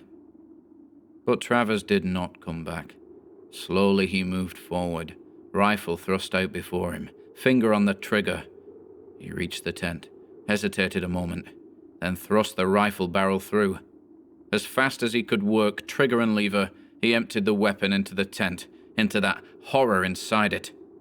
He whirled and came back as though in fear the tent was about to spew forth behind him all the legions of foulest hell. What was that? The blood seemed to freeze in my veins and heart as there arose from out the tent a sound low and throbbing, a sound that no man ever had heard on this earth, one that I hope no man will ever hear again. A panic, a madness seized upon us, upon men and dogs alike, and away we fled from that cursed place. The sound ceased, but again we heard it. It was more fearful, more unearthly, soul-maddening, hellish than before. "Look!" cried Sutherland. "Oh my God, look at that!" The tent was barely visible now. A moment or two and the curtain of gloom would conceal it. At first I could not imagine what had made Sutherland cry out like that. Then I saw it, in that very moment before the gloom hid it from view. The tent was moving. It swayed, jerked like some shapeless monster in the throes of death, like some nameless thing seen in the horror of nightmare or limbed on the brain of utter madness itself. And that is what happened there. That is what we saw. I've set it down at some length and to the best of my ability, under the truly awful circumstances in which I am placed. In these hastily scrawled pages is recorded an experience that, I believe, is not surpassed by the wildest to be found in the pages of the most imaginative romanticist. Whether the record is destined ever to reach the world, ever to be scanned by the eye of another, only the future can answer that. I will try to hope for the best. I cannot blink the fact, however, that things are pretty bad for us. It is not only this sinister, nameless mystery from which we are fleeing, though heaven knows that is horrible enough, but it is the minds of my companions. And, added to that, is the fear for my own. But there, I must get myself in hand. After all, as Sutherland said, I didn't see it. I must not give way. We must somehow get our story to the world, though we may have for our reward only the mockery of the world's unbelief, its scoffing, the world against which is now moving, gathering, a menace more dreadful than any that ever moved in the fevered brain of any prophet of woe and blood and disaster. We are a dozen miles or so from the pole now. In that mad dash away from that tent of horror, we lost our bearings, and for a time, I fear, went panicky. The strange, eerie gloom denser than ever. Then came a fall of fine snow crystals, which rendered things worse than ever. Just when about to give up in despair, chanced upon one of our beacons. This gave us our bearings, and we pressed on to this spot. Travers has just thrust his head into the tent to tell us that he is sure he saw something moving off in the gloom. Something moving. This must be looked into. If Robert Drumgold could only have left as full a record of those days which followed as he had of that fearful 4th of January. No man can ever know what the three explorers went through in their struggle to escape that doom from which there was no escape, a doom the mystery and horror of which perhaps surpass in gruesomeness what the most dreadful Gothic imagination ever conceived in its utterest abandonment to delirium and madness. January 5th. Travers had seen something, for we, the three of us, saw it again today. Was it that horror, that thing not of this earth, which they saw in Amundsen's tent? We don't know what it is. All we know is that it is something that moves. God have pity on us all, and on every man and woman and child on this earth of ours, if this thing is what we fear. 6th. Made 25 miles today. 20 yesterday. Did not see it today, but heard it. Seemed near once. In fact, as though right over our heads. But that must have been imagination. Effect on dogs most terrible. Poor brutes. It is as horrible to them as it is to us. Sometimes I think even more. Why is it following us? 7th. 2 of dogs gone this morning. One or another of us on guard all night. Nothing seen. Not a sound heard. Yet the animals have vanished. Did they desert us? We say that is what happened, but each man of us knows that none of us believes it. Made 18 miles. Fear that Travers is going mad. 8th. Travers gone. He took the watch last night at 12, relieving Sutherland. That was the last seen of Travers. The last that we shall ever see. No tracks, not a sign in the snow. Travers, poor Travers, gone. Who will be the next? January the 9th. Saw it again. Why does it let us see it like this sometimes? Is it that horror in Amundsen's tent? Sutherland declares that it is not, that it is something even more hellish. But then, S is mad now. Mad, mad, mad. If I wasn't sane, I could think that it was all only imagination. But I saw it. January the 11th. Think it is the 11th, but not sure. I can no longer be sure of anything, save that I am alone and that it is watching me. Don't know how I know, for I cannot see it, but I do know. It is watching me.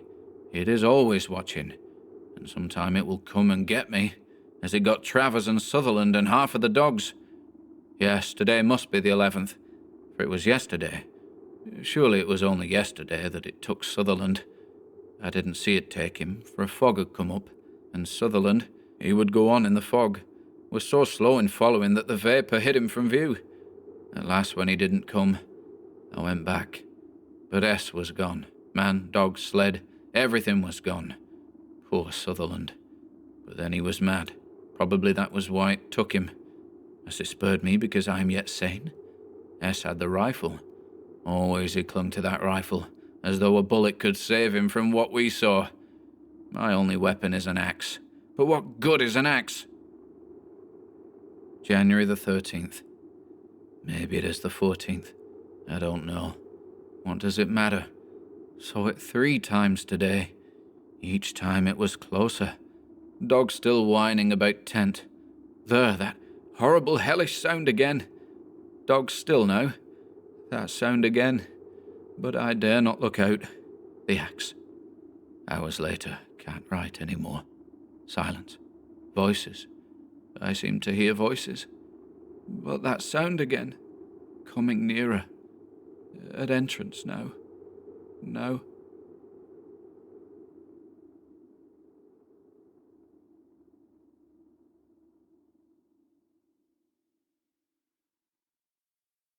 To Build a Fire by Jack London. Day had dawned cold and grey when the man turned aside from the main Yukon trail. He climbed the high earth bank where a little travelled trail led east through the pine forest. It was a high bank, and he paused to breathe at the top. He excused the act to himself by looking at his watch. It was 9 o'clock in the morning. There was no sun or promise of sun, although there was not a cloud in the sky. It was a clear day. However, there seemed to be an indescribable darkness over the face of things. That was because the sun was absent from the sky. This fact did not worry the man. He was not alarmed by the lack of sun. It had been days since he had seen the sun. The man looked along the way he had come. The Yukon lay a mile wide and hidden under 3 feet of ice. On top of this ice were as many feet of snow. It was all pure white. North and south, as far as his eye could see, it was unbroken white. The one thing that relieved the whiteness was a thin, dark line that curved from the pine-covered island to the south. It curved into the north, where it disappeared behind another pine-covered island. This dark line was the trail, the main trail. It led south 500 miles to the Chilkoot Pass and Saltwater. It led north 75 miles to Dawson, and still farther on to the north 1,000 miles to Nulato, and finally to St. Michael on Bering Sea, 1,000 miles and half 1,000 more. But all this, the distant trail, no sun in the sky, the great cold, and the strangeness of it all, had no effect on the man. It was not because he was long familiar with it. He was a newcomer in the land, and this was his first winter. The trouble with him was that he was not able to imagine. He was quick and ready in the things of life, but only in the things, and not in their meanings. 50 degrees below zero meant 80 degrees of frost. Such facts told him that it was cold and uncomfortable, and that was all. It did not lead him to consider his weaknesses as a creature affected by temperature, nor did he think about man's general weakness, able to live only within narrow limits of heat and cold. From there, it did not lead him to thoughts of heaven and the meaning of a man's life.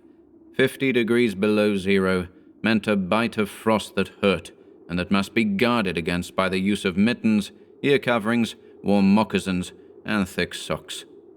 50 degrees below zero was to him nothing more than 50 degrees below zero. That it should be more important than that was a thought that never entered his head. As he turned to go, he forced some water from his mouth as an experiment. There was a sudden noise that surprised him. He tried it again, and again in the air, before they could fall to the snow. The drops of water became ice that broke with a noise. He knew that at 50 below zero, water from the mouth made a noise when it hit the snow. But this had done that in the air. Undoubtedly it was colder than 50 below. But exactly how much colder he did not know. But the temperature did not matter. He was headed for the old camp on Henderson Creek, where the boys were already. They had come across the mountain from the Indian Creek country. He had taken the long trail to look at the possibility of floating logs from the islands in the Yukon down the river when the ice melted. He would be in camp by 6 o'clock that evening. It would be a little after dark, but the boys would be there, a fire would be burning, and a hot supper would be ready. As he thought of lunch, he pressed his hand against the package under his jacket. It was also under his shirt, wrapped in a handkerchief, and lying for warmth against the naked skin. Otherwise, the bread would freeze. He smiled contentedly to himself as he thought of those pieces of bread, each of which enclosed a generous portion of cooked meat. He plunged among the big pine trees.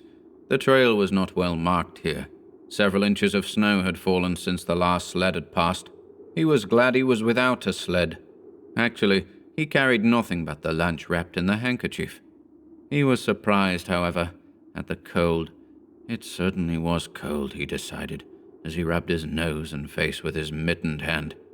He had a good growth of hair on his face, but that did not protect his nose or the upper part of his face from the frosty air. Following at the man's heels was a big native dog. It was a wolf dog, grey-coated and not noticeably different from its brother, the wild wolf. The animal was worried by the great cold. It knew that this was no time for traveling. Its own feeling was closer to the truth than the man's judgment. In reality, it was not merely colder than 50 below zero. It was colder than 60 below, than 70 below. It was 75 below zero. Because the freezing point is 32 above zero, it meant that there were 107 degrees of frost. The dog did not know anything about temperatures. Possibly in its brain there was no understanding of a condition of very cold, such as was in the man's brain, but the animal sensed the danger. Its fear made it question eagerly every movement of the man, as if expecting him to go into camp or to seek shelter somewhere and build a fire. The dog had learned about fire, and it wanted fire. Otherwise it would dig itself into the snow and find shelter from the cold air. The frozen moistness of its breathing had settled on its fur in a fine powder of frost. The hair on the man's face was similarly frosted, but more solidly. It took the form of ice and increased with every warm, moist breath from his mouth. Also, the man had tobacco in his mouth. The ice held his lips so tightly together that he could not empty the juice from his mouth. The result was a long piece of yellow ice hanging from his lips. If he fell down, it would break, like glass, into many pieces. He expected the ice formed by the tobacco juice, having been out twice before when it was very cold, but it had not been as cold as this, he knew. He continued through the level forest for several miles. Then he went down a bank to the frozen path of a small stream. This was Henderson Creek, and he knew he was 10 miles from where the stream divided. He looked at his watch. It was 10 o'clock. He was traveling at the rate of 4 miles an hour. Thus, he figured that he would arrive where the stream divided at 12:30. He decided he would eat his lunch when he arrived there.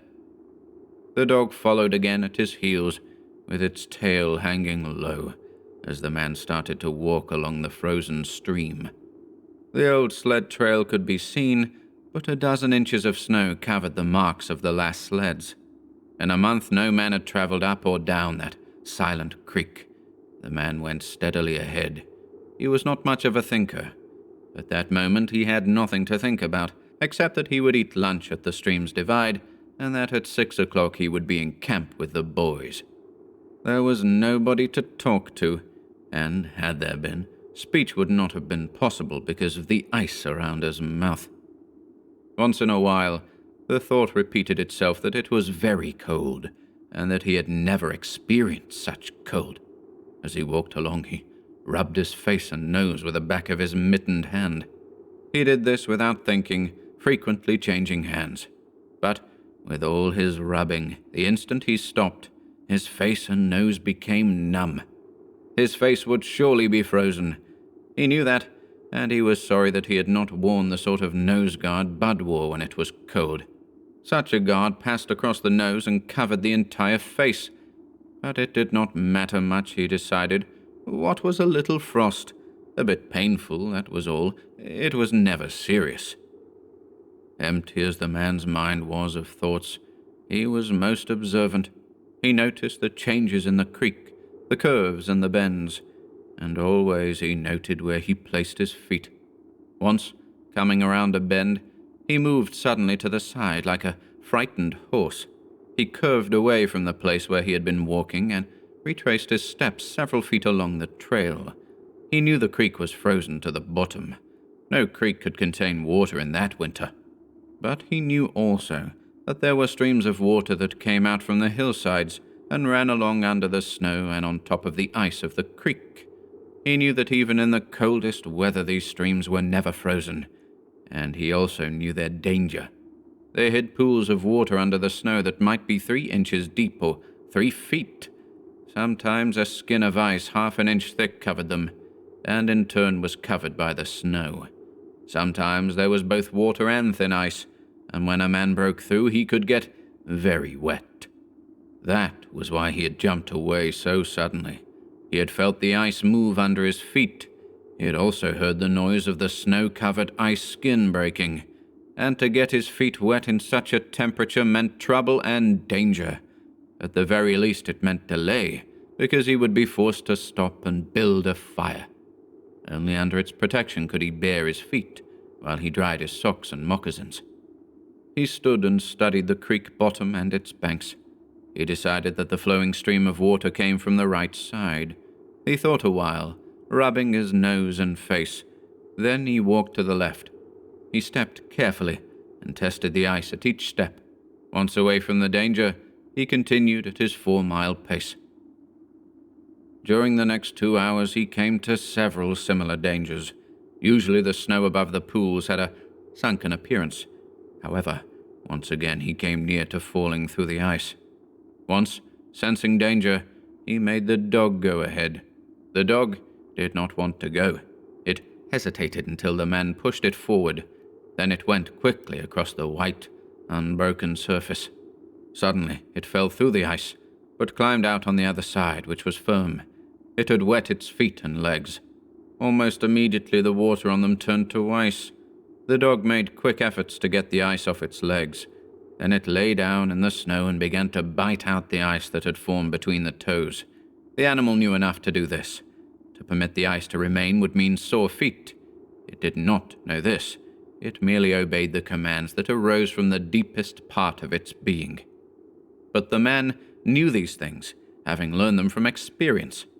He removed the mitten from his right hand and helped the dog tear out the pieces of ice. He did not bare his fingers more than a minute, and was surprised to find that they were numb. It certainly was cold. He pulled on the mitten quickly and beat the hand across his breast. At 12 o'clock the day was at its brightest, yet the sun did not appear in the sky.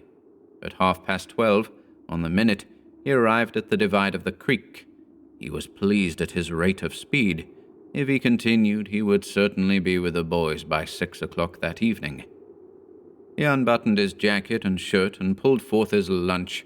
The action took no more than a quarter of a minute, yet in that brief moment the numbness touched his bare fingers. He did not put the mitten on, but instead struck the fingers against his leg. Then he sat down on a snow-covered log to eat. The pain that followed the striking of his fingers against his leg ceased so quickly that he was frightened. He had not had time to take a bite of his lunch. He struck the fingers repeatedly and returned them to the mitten. Then he bared the other hand for the purpose of eating. He tried to take a mouthful, but the ice around his mouth prevented him. Then he knew what was wrong. He had forgotten to build a fire and warm himself. He laughed at his own foolishness. As he laughed, he noted the numbness in his bare fingers. Also, he noted that the feeling which had first come to his toes when he sat down was already passing away. He wondered whether the toes were warm or whether they were numb. He moved them inside the moccasins and decided that they were numb. He pulled the mitten on hurriedly and stood up. He was somewhat frightened. He stamped forcefully until the feeling returned to his feet. It certainly was cold, was his thought. That man from Sulphur Creek had spoken the truth when telling how cold it sometimes got in this country, and he had laughed at him at the time. That showed one must not be too sure of things. There was no mistake about it. It was cold. He walked a few steps, stamping his feet and waving his arms until reassured by the returning warmth. Then he took some matches and proceeded to make a fire. In the bushes, the high water had left a supply of sticks. From here he got wood for his fire. Working carefully from a small beginning, he soon had a roaring fire. Bending over the fire, he first melted the ice from his face. With the protection of the fire's warmth, he ate his lunch. For the moment, the cold had been forced away. The dog took comfort in the fire, lying at full length close enough for warmth and far enough away to escape being burned. When the man had finished eating, he filled his pipe with tobacco and had a comfortable time with a smoke. Then he pulled on his mittens, settled his cap firmly about his ears, and started along the creek trail toward the left. The dog was sorry to leave and looked toward the fire. This man did not know cold. Possibly none of his ancestors had known cold, real cold, but the dog knew, and all of its family knew, and it knew that it was not good to walk outside in such fearful cold. It was the time to lie in a hole in the snow and to wait for this awful cold to stop. There was no real bond between the dog and the man. The one was the slave of the other. The dog made no effort to indicate its fears to the man. It was not concerned with the well-being of the man. It was for its own sake that it looked toward the fire. But the man whistled and spoke to it with the sound of the whip in his voice. So the dog started walking close to the man's heels and followed him along the trail. The man put more tobacco in his mouth and started a new growth of yellow ice on his face. Again his moist breath quickly powdered the hair on his face with white. He looked around him. There did not seem to be so many pools of water under the snow on the left side of Henderson Creek, and for half an hour the man saw no signs of any. And then it happened. At a place where there were no signs, the man broke through. It was not deep, He was wet to the knees before he got out of the water to the firm snow. He was angry and cursed his luck aloud. He had hoped to get into camp with the boys at 6 o'clock, and this would delay him an hour. Now he would have to build a fire and dry his moccasins and socks. This was most important at that low temperature. He knew that much. So he turned aside to the bank, which he climbed. On top, under several small pine trees, he found some firewood which had been carried there by the high water of last year. There were some sticks, but also larger branches, and some dry grasses. He threw several large branches on top of the snow. This served for a foundation, and prevented the young flame from dying in the wet snow. He made a flame by touching a match to a small piece of tree bark that he took from his pocket. This burned even better than paper. Placing it on the foundation, he fed the young flame with pieces of dry grass and with the smallest dry sticks. He worked slowly and carefully, realizing his danger. Gradually, as the flame grew stronger, he increased the size of the sticks with which he fed it. He sat in the snow, pulling the sticks from the bushes under the trees and feeding them directly to the flame. He knew he must not fail. When it is 75 below zero, a man must not fail in his first attempt to build a fire. This is especially true if his feet are wet. If his feet are dry and he fails, he can run along the trail for half a mile to keep his blood moving. But the blood in wet and freezing feet cannot be kept moving by running when it is 75 degrees below. No matter how fast he runs, the wet feet will freeze even harder. All this the man knew. The old man on Sulphur Creek had told him about it, and now he was grateful for the advice. Already, all feeling had gone from his feet. To build the fire, he had been forced to remove his mittens, and the fingers had quickly become numb. His pace of 4 miles an hour had kept his heart pushing the blood to all parts of his body. But the instant he stopped, the action of the heart slowed down. He now received the full force of the cold. The blood of his body drew back from it. The blood was alive, like the dog. Like the dog, it wanted to hide and seek cover away from the fearful cold. As long as he walked 4 miles an hour, the blood rose to the surface, but now it sank down into the lowest depths of his body. His feet and hands were the first to feel its absence. His wet feet froze first. His bare fingers were numb, although they had not yet begun to freeze. Nose and face were already freezing, while the skin of all his body became cold as it lost its blood. But he was safe. Toes and nose and face would be only touched by the frost, because the fire was beginning to burn with strength. He was feeding it with sticks the size of his finger. In another minute, he would be able to feed it with larger branches. Then he could remove his wet moccasins and socks. While they dried, he could keep his naked feet warm by the fire, rubbing them first with snow. The fire was a success. He was safe. He remembered the advice of the old man on Sulphur Creek and smiled. The man had been very serious when he said that no man should travel alone in that country after 50 below zero. Well, here he was. He had had the accident, he was alone, and he had saved himself. Those old men were rather womanish, he thought. All a man must do was to keep his head, and he was all right. Any man who was a man could travel alone. But it was surprising, the rapidity with which his face and nose were freezing, and he had not thought his fingers could lose their feeling in so short a time. Without feeling they were, because he found it very difficult to make them move together to grasp a stick. They seemed far from his body and from him. When he touched a stick, he had to look to see whether or not he was holding it, all of which mattered little. There was the fire, promising life with every dancing flame. He started to untie his moccasins. They were coated with ice. The thick socks were like iron almost to the knees. The moccasin strings were like ropes of steel. For a moment he pulled them with his unfeeling fingers. Then, realizing the foolishness of it, he grasped his knife. But before he could cut the strings, it happened. It was his own fault, or Instead, his mistake.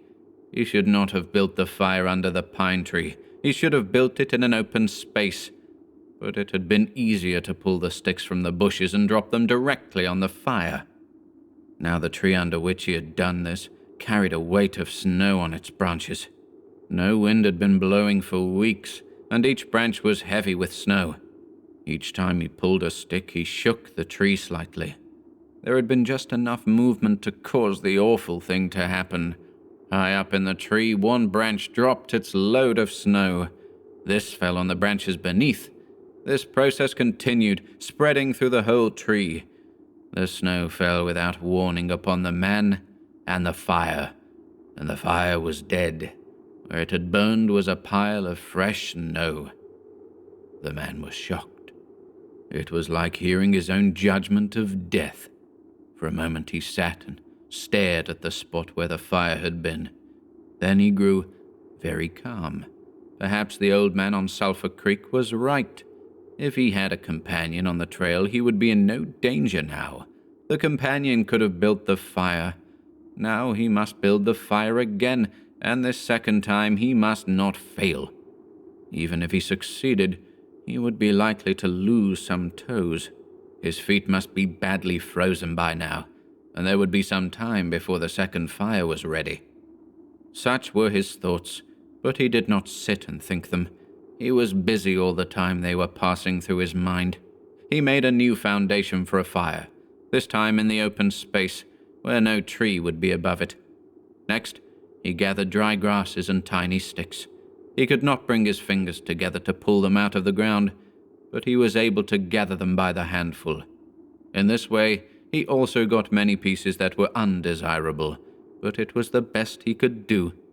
He worked carefully, even collecting an armful of the larger branches to be used later when the fire gathered strength. And all the while, the dog sat and watched him. There was an anxious look in its eyes, because it depended on him as the fire provider, and the fire was slow in coming. When all was ready, the man reached in his pocket for the second piece of tree bark. He knew the bark was there, although he could not feel it with his fingers. He tried again and again, but he could not grasp it, and all the time in his mind he knew that each instant his feet were freezing. This thought alarmed him, but he fought against it and kept calm. He pulled on his mittens with his teeth and began swinging his arms. Then he beat his hands with all his strength against his sides. He did this while he was sitting down. Then he stood up to do it. All the while the dog sat in the snow, its tail curled warmly over its feet and its sharp wolf ears bent forward as it looked at the man. And the man, as he waved his arms and hands, looked with longing at the creature that was warm and secure in the covering provided by nature. After a time, he began to notice some feeling in his beaten fingers. The feeling grew stronger until it became very painful, but the man welcomed the pain. He pulled the mitten from his right hand and grasped the tree bark from his pocket. The bare fingers were quickly numb again. Next, he brought out his pack of matches, but the awful cold had already driven the life out of his fingers.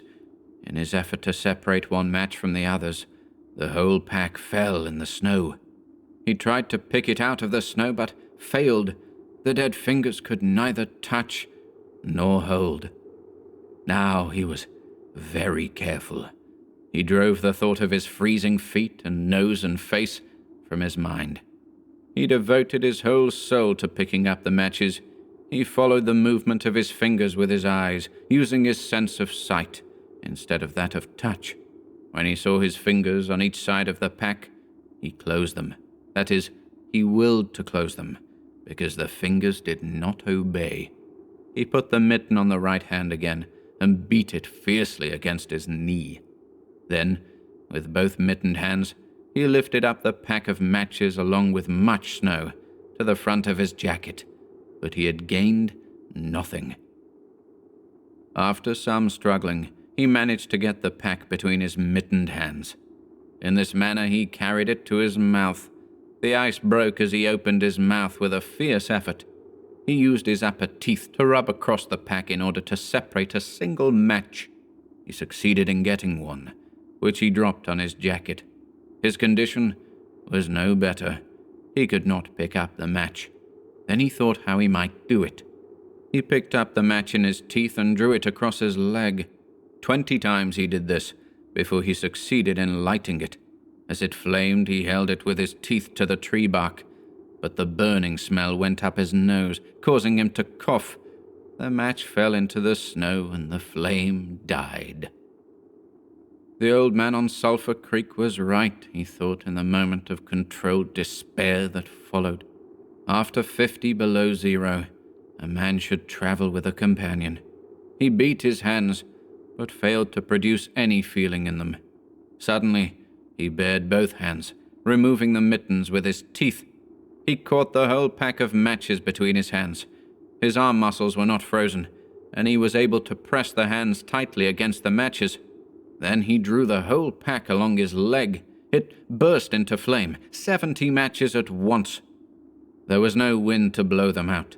He kept his head to one side to escape the burning smell, and held the flaming pack to the tree bark. As he so held it, he noticed some feeling in his hand. His flesh was burning. He could smell it.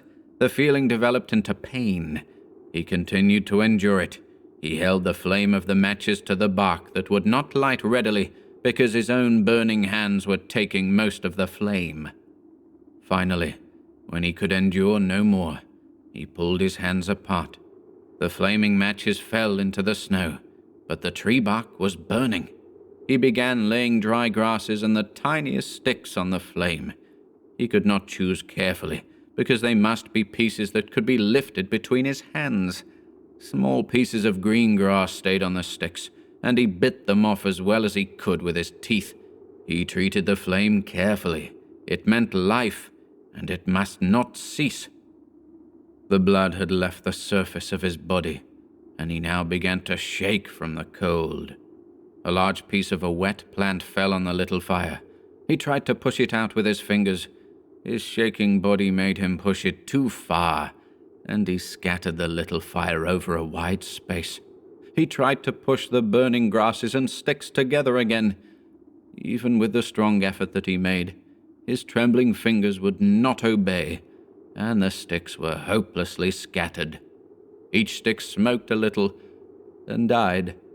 The fire provider had failed. As he looked about him, his eyes noticed the dog sitting across the ruins of the fire from him.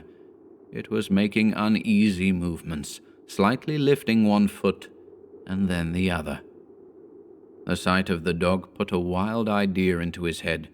He remembered the story of the man caught in a storm who killed an animal and sheltered himself inside the dead body and thus was saved.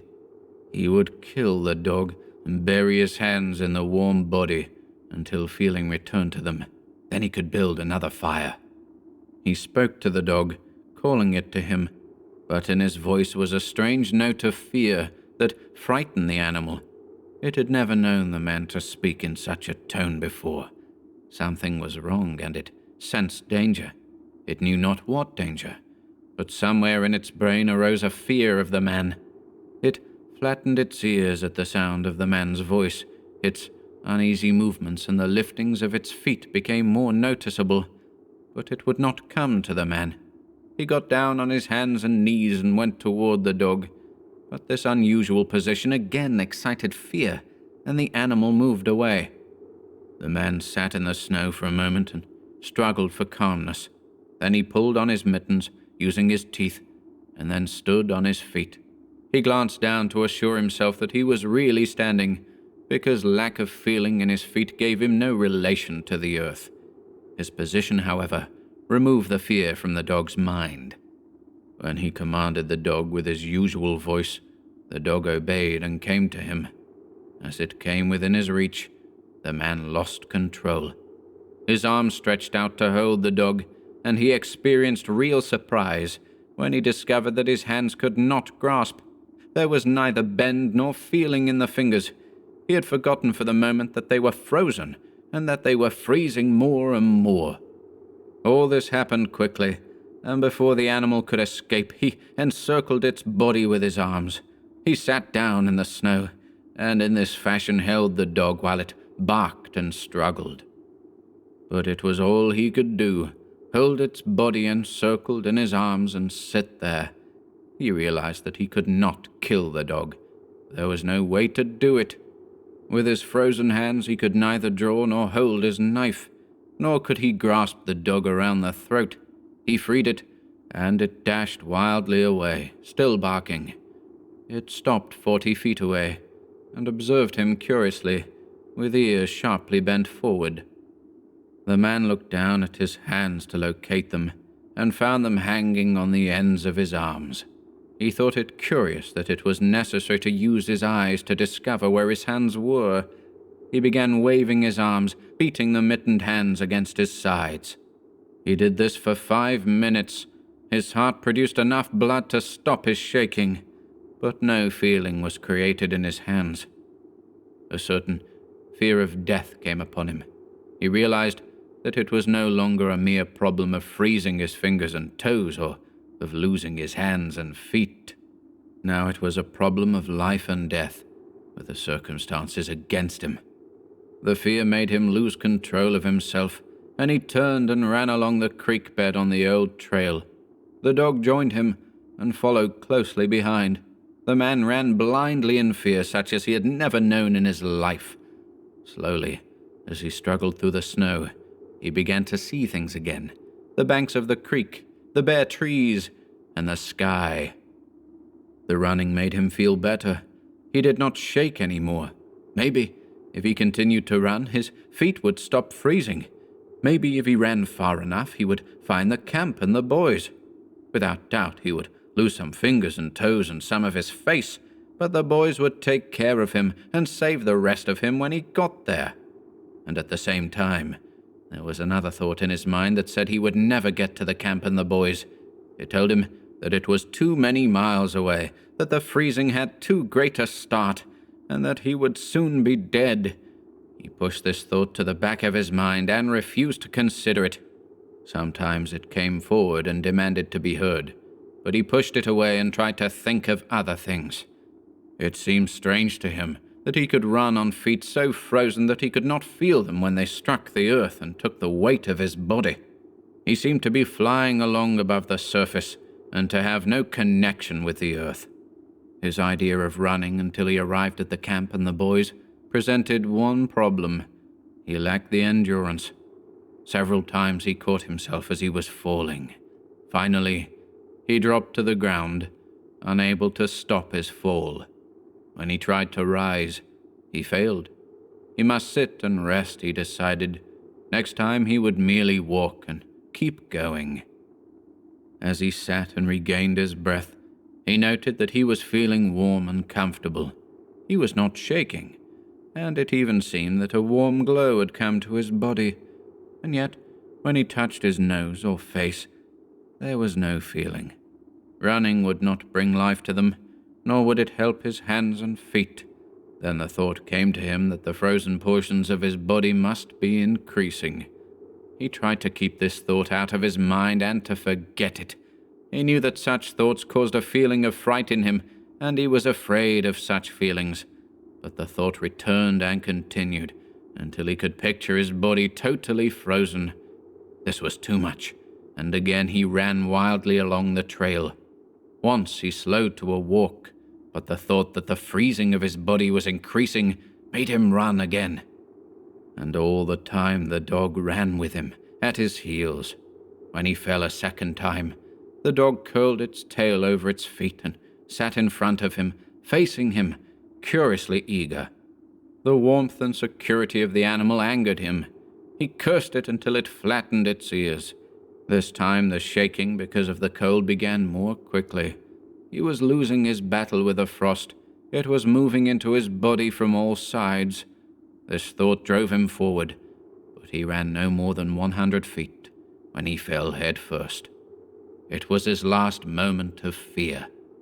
When he had recovered his breath and his control, he sat and thought about meeting death with dignity.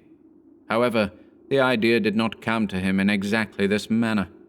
His idea was that he had been acting like a fool. He had been running around like a chicken with its head cut off. He was certain to freeze in his present circumstances, and he should accept it calmly.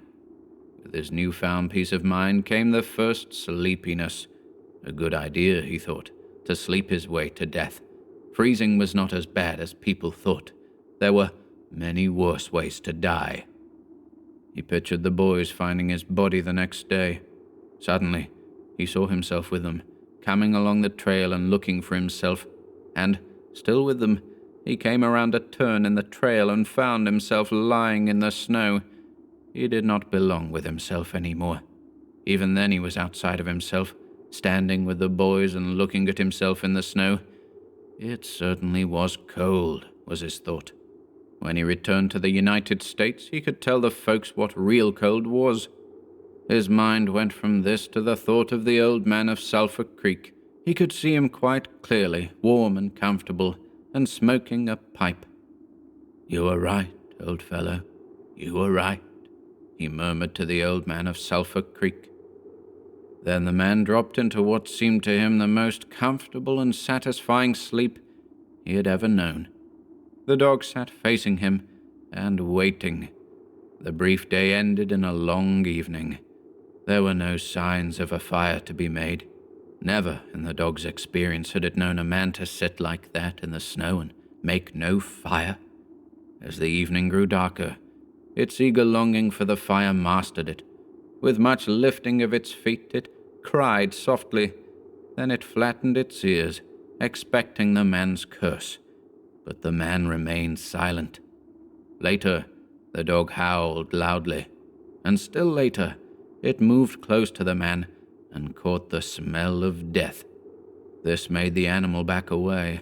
A little longer it delayed, howling under the stars that leaped and danced and shone brightly in the cold sky. Then it turned and ran along the trail toward the camp it knew, where there were the other food providers and fire providers.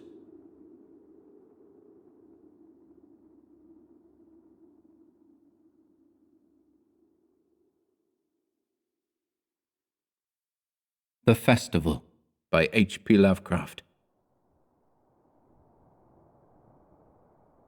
I was far from home, and the spell of the eastern sea was upon me.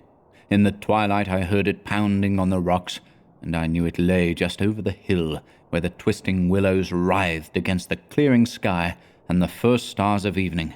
And because my fathers had called me to the old town beyond, I pushed on through the shallow, new-fallen snow along the road that soared lonely up to where Aldebaran twinkled among the trees, on toward the very ancient town I had never seen, but often dreamed of.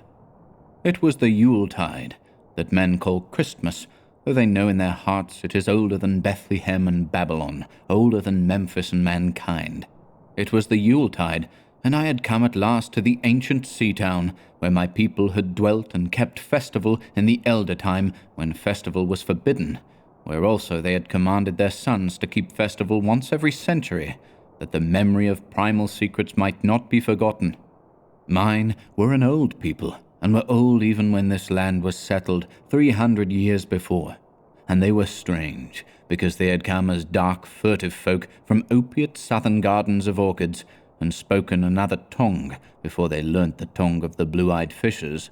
And now they were scattered, and shared only the rituals of mysteries that none living could understand. I was the only one who came back that night to the old fishing town, as legend bade, for only the poor and the lonely remember. Then beyond the hill's crest, I saw Kingsport outspread frostily in the gloaming. Snowy Kingsport, with its ancient vanes and steeples, ridgepoles and chimney-pots, wharves and small bridges, willow trees and graveyards, endless labyrinths of steep, narrow, crooked streets, and dizzy church-crowned central peak that time durst not touch. Ceaseless mazes of colonial houses, piled and scattered at all angles and levels like a child's disordered blocks, antiquity hovering on grey wings over winter-whitened gables and gambrel roofs, fanlights and small-paned windows one by one gleaming out in the cold dusk to join Orion and the archaic stars. And against the rotting wharves the sea pounded, the secretive, immemorial sea out of which the people had come in the elder time. Beside the road, at its crest, a still higher summit rose, bleak and windswept, and I saw that it was a burying ground where black gravestones stuck ghoulishly through the snow like the decayed fingernails of a gigantic corpse. The printless road was very lonely, and sometimes I thought I heard a distant, horrible creaking, as of a gibbet in the wind. They had hanged 4 kinsmen of mine for witchcraft in 1692, but I did not know just where. As the road wound down the seaward slope, I listened for the merry sounds of a village at evening, but did not hear them. Then I thought of the season, and felt that these old Puritan folk might well have Christmas customs strange to me, and full of silent hearthside prayer. So after that, I did not listen for merriment or look for wayfarers, but kept on down past the hushed lighted farmhouses and shadowy stone walls to where the signs of ancient shops and sea taverns creaked in the salt breeze, and the grotesque knockers of pillared doorways glistened along deserted, unpaved lanes and the light of little curtained windows. I had seen maps of the town, and knew where to find the home of my people. It was told that I should be known and welcomed, for village legend lives long. So I hastened through Back Street to Circle Court, and across the fresh snow on the one full flagstone pavement in the town to where Green Lane leads off behind the market house. The old map still held good, and I had no trouble, though at Arkham they must have lied when they said the trolleys ran to this place, since I saw not a wire overhead. Snow would have hid the rails in any case. I was glad I had chosen to walk, for the white village had seemed very beautiful from the hill, and now I was eager to knock at the door of my people, the 7th house on the left in Green Lane, with an ancient peaked roof and jutting second story, all built before 1650. There were lights inside the house when I came upon it, and I saw from the diamond window panes that it must have been kept very close to its antique state. The upper part overhung the narrow grass-grown street and nearly met the overhanging part of the house opposite, so that I was almost in a tunnel, with the low stone doorstep wholly free from snow. There was no sidewalk, but many houses had high doors reached by double flights of steps with iron railings. It was an odd scene, and because I was strange to New England, I had never known its like before. Though it pleased me, I would have relished it better if there had been footprints in the snow, and people in the streets, and a few windows without drawn curtains. When I sounded the archaic iron knocker, I was half afraid. Some fear had been gathering in me, perhaps because of the strangeness of my heritage, and the bleakness of the evening, and the queerness of the silence in that aged town of curious customs. And when my knock was answered, I was fully afraid, because I had not heard any footsteps before the door creaked open. But I was not afraid long, for the gowned, slippered old man in the doorway had a bland face that reassured me, and though he made signs that he was dumb, he wrote a quaint and ancient welcome with the stylus and wax tablet he carried. He beckoned me into a low, candle-lit room with massive exposed rafters and dark, stiff, sparse furniture of the 17th century. The past was vivid there, but not an attribute was missing. There was a cavernous fireplace and a spinning wheel at which a bent old woman in loose wrapper and deep-poked bonnet sat back toward me, silently spinning despite the festive season. An indefinite dampness seemed upon the place, and I marveled that no fire should be blazing. The high-backed settle faced the row of curtained windows at the left and seemed to be occupied, though I was not sure.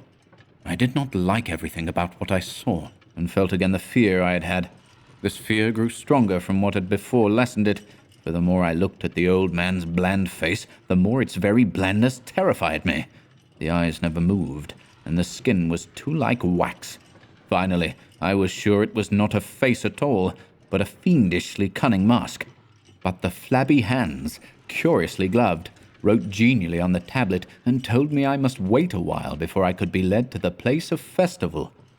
Pointing to a chair, table, and pile of books, the old man now left the room, and when I sat down to read, I saw that the books were hoary and mouldy, and that they included old Morrister's wild marvels of science, the terrible Sadducismus Triumphatus of Joseph Glanville, published in 1681, the shocking Demonolatry of Remigius, printed in 1595 at Lyon, and worst of all, the unmentionable Necronomicon of the mad Arab Abdul al-Hazred in Olas Wormius's forbidden Latin translation, a book which I had never seen, but of which I had heard monstrous things whispered.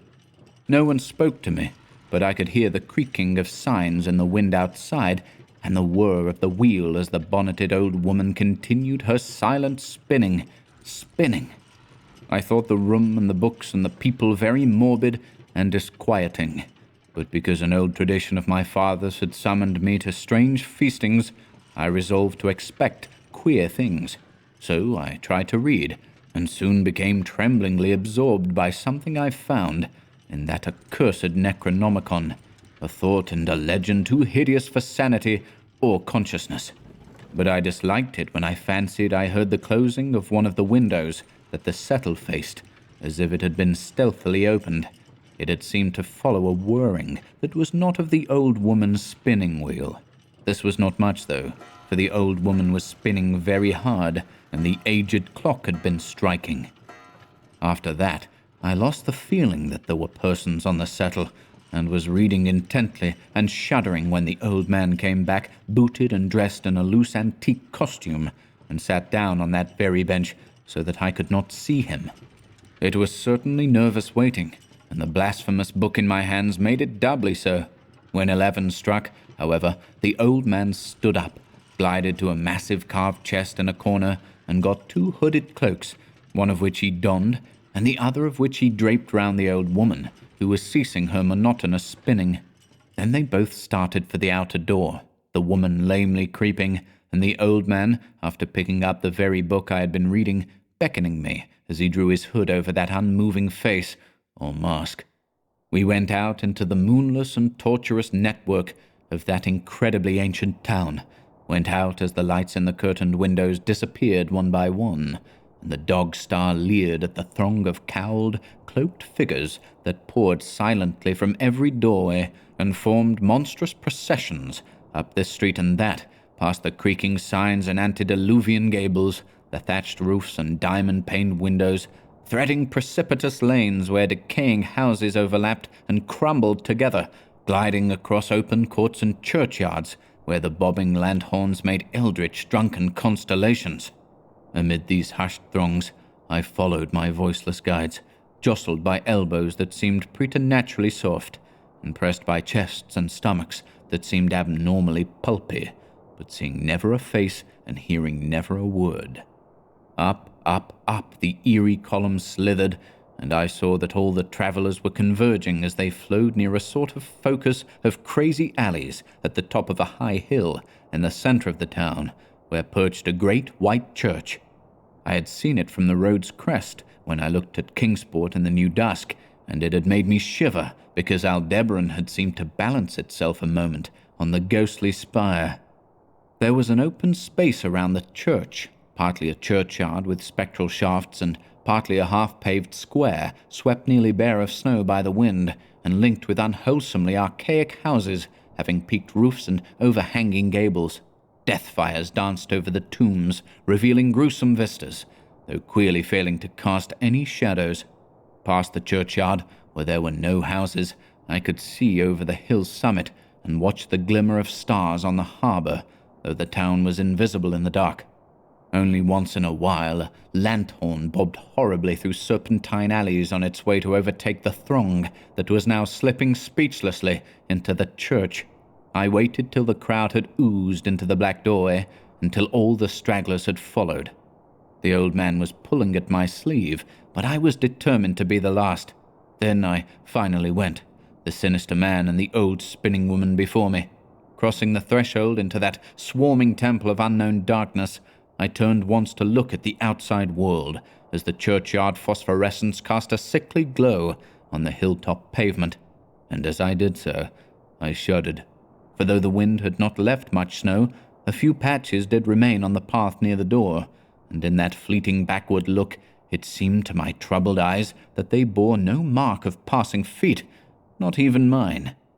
The church was scarce lighted by all the lanthorns that had entered it, for most of the throng had already vanished. They had streamed up the aisle between the high white pews to the trap-door of the vaults, which yawned loathsomely open just before the pulpit, and were now squirming noiselessly in.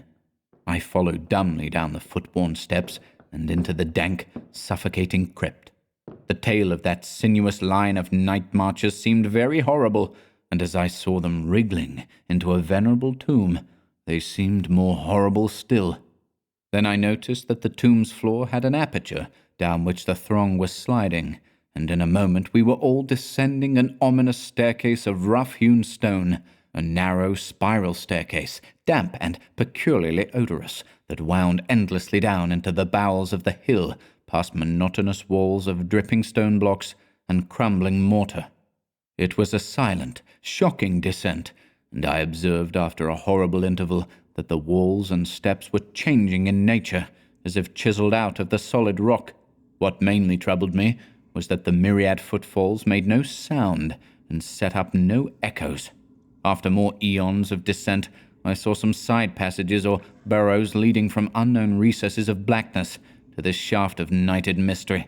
Soon they became excessively numerous, like impious catacombs of nameless menace, and their pungent odour of decay grew quite unbearable.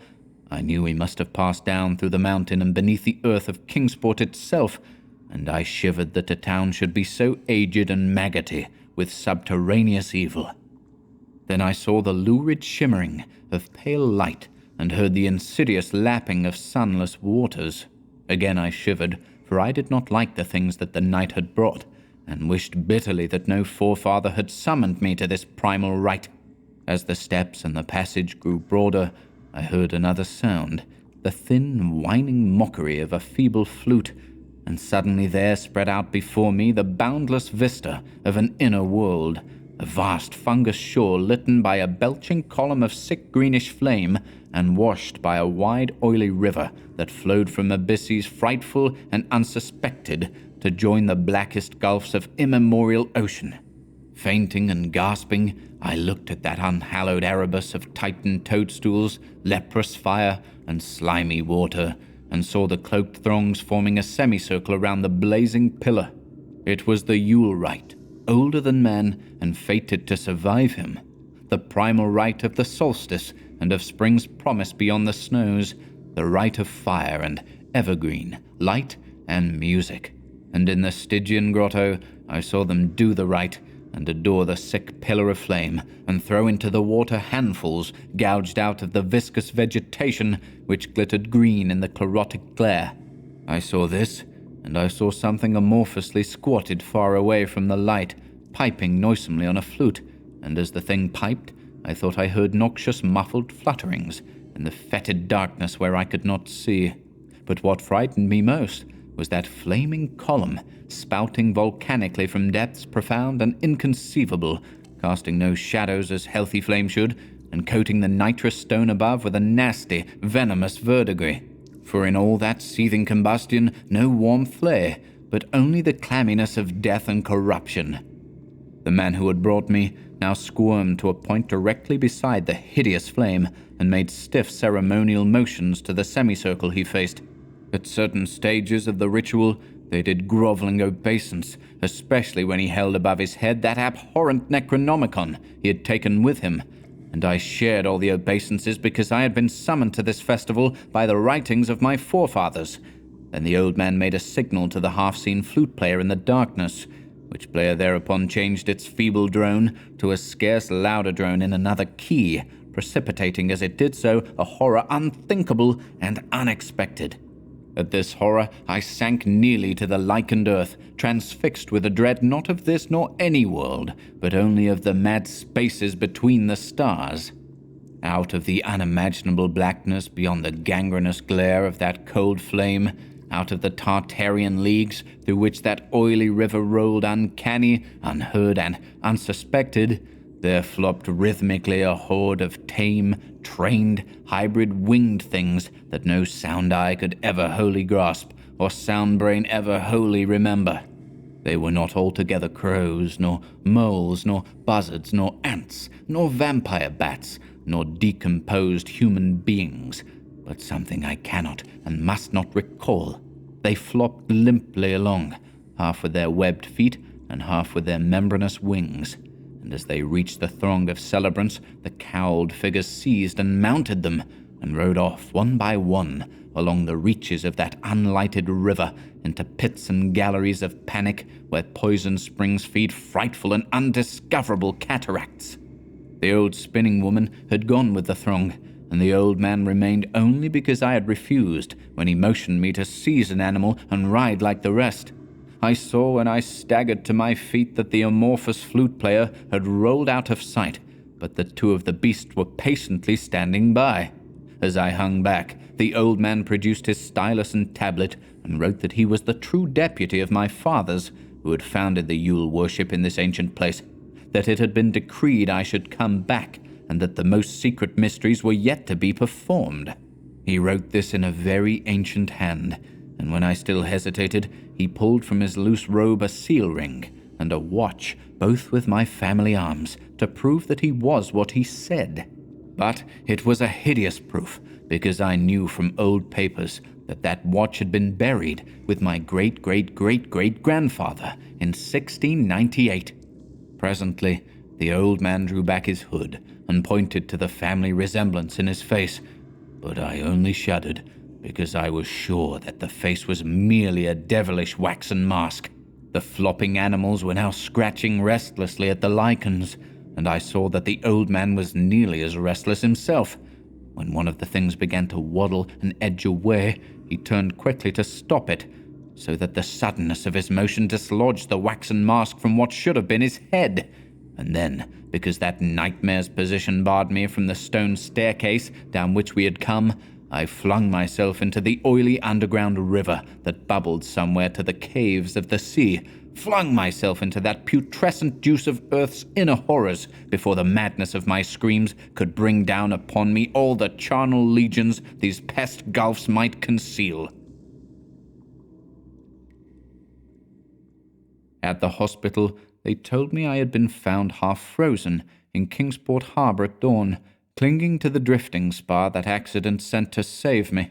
They told me I had taken the wrong fork of the hill road the night before and fallen over the cliffs at Orange Point, a thing they deduced from prints found in the snow. There was nothing I could say, because everything was wrong. Everything was wrong, with the broad window shewing a sea of roofs in which only about 1 in 5 was ancient, and the sound of trolleys and motors in the streets below. They insisted that this was Kingsport, and I could not deny it. When I went delirious at hearing that the hospital stood near the old churchyard on Central Hill, they sent me to St. Mary's Hospital in Arkham, where I could have better care. I liked it there, for the doctors were broad-minded, and even lent me their influence in obtaining the carefully sheltered copy of Alhazred's objectionable Necronomicon from the library of Miskatonic University. They said something about a psychosis, and agreed I had better get any harassing obsessions off my mind. So I read again that hideous chapter, and shuddered doubly, because it was indeed not new to me. I had seen it before, let footprints tell what they might, and where it was I had seen it were best forgotten. There was no one, in waking hours, who could remind me of it, but my dreams are filled with terror, because of phrases I dare not quote. I dare quote only one paragraph, put into such English as I can make from the awkward Low Latin. "The nethermost caverns," wrote the mad Arab, "are not for the fathoming of eyes that see, for their marvels are strange and terrific. Cursed the ground where dead thoughts live new and oddly bodied, and evil the mind that is held by no head. Wisely did Ibn Shakabak say that happy is the tomb where no wizard hath lain, and happy the town at night whose wizards are all ashes. For it is of old rumour that the soul of the devil-bought hastes not from his charnel clay, but fats and instructs the very worm that gnaws, till out of corruption horrid life springs, and the dull scavengers of earth wax crafty to vex it, and swell monstrous to plague it. Great holes secretly are digged, where earth's pores ought to suffice, and things have learnt to walk that ought to crawl."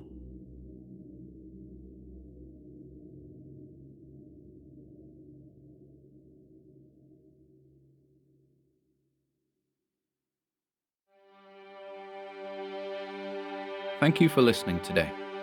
If you'd like to support our work here at HorrorBabble, be sure to check out the video description below, where you'll find links to our Bandcamp and Patreon pages, our merch store over at Teespring, and further information relating to our releases on Audible, iTunes, and Spotify.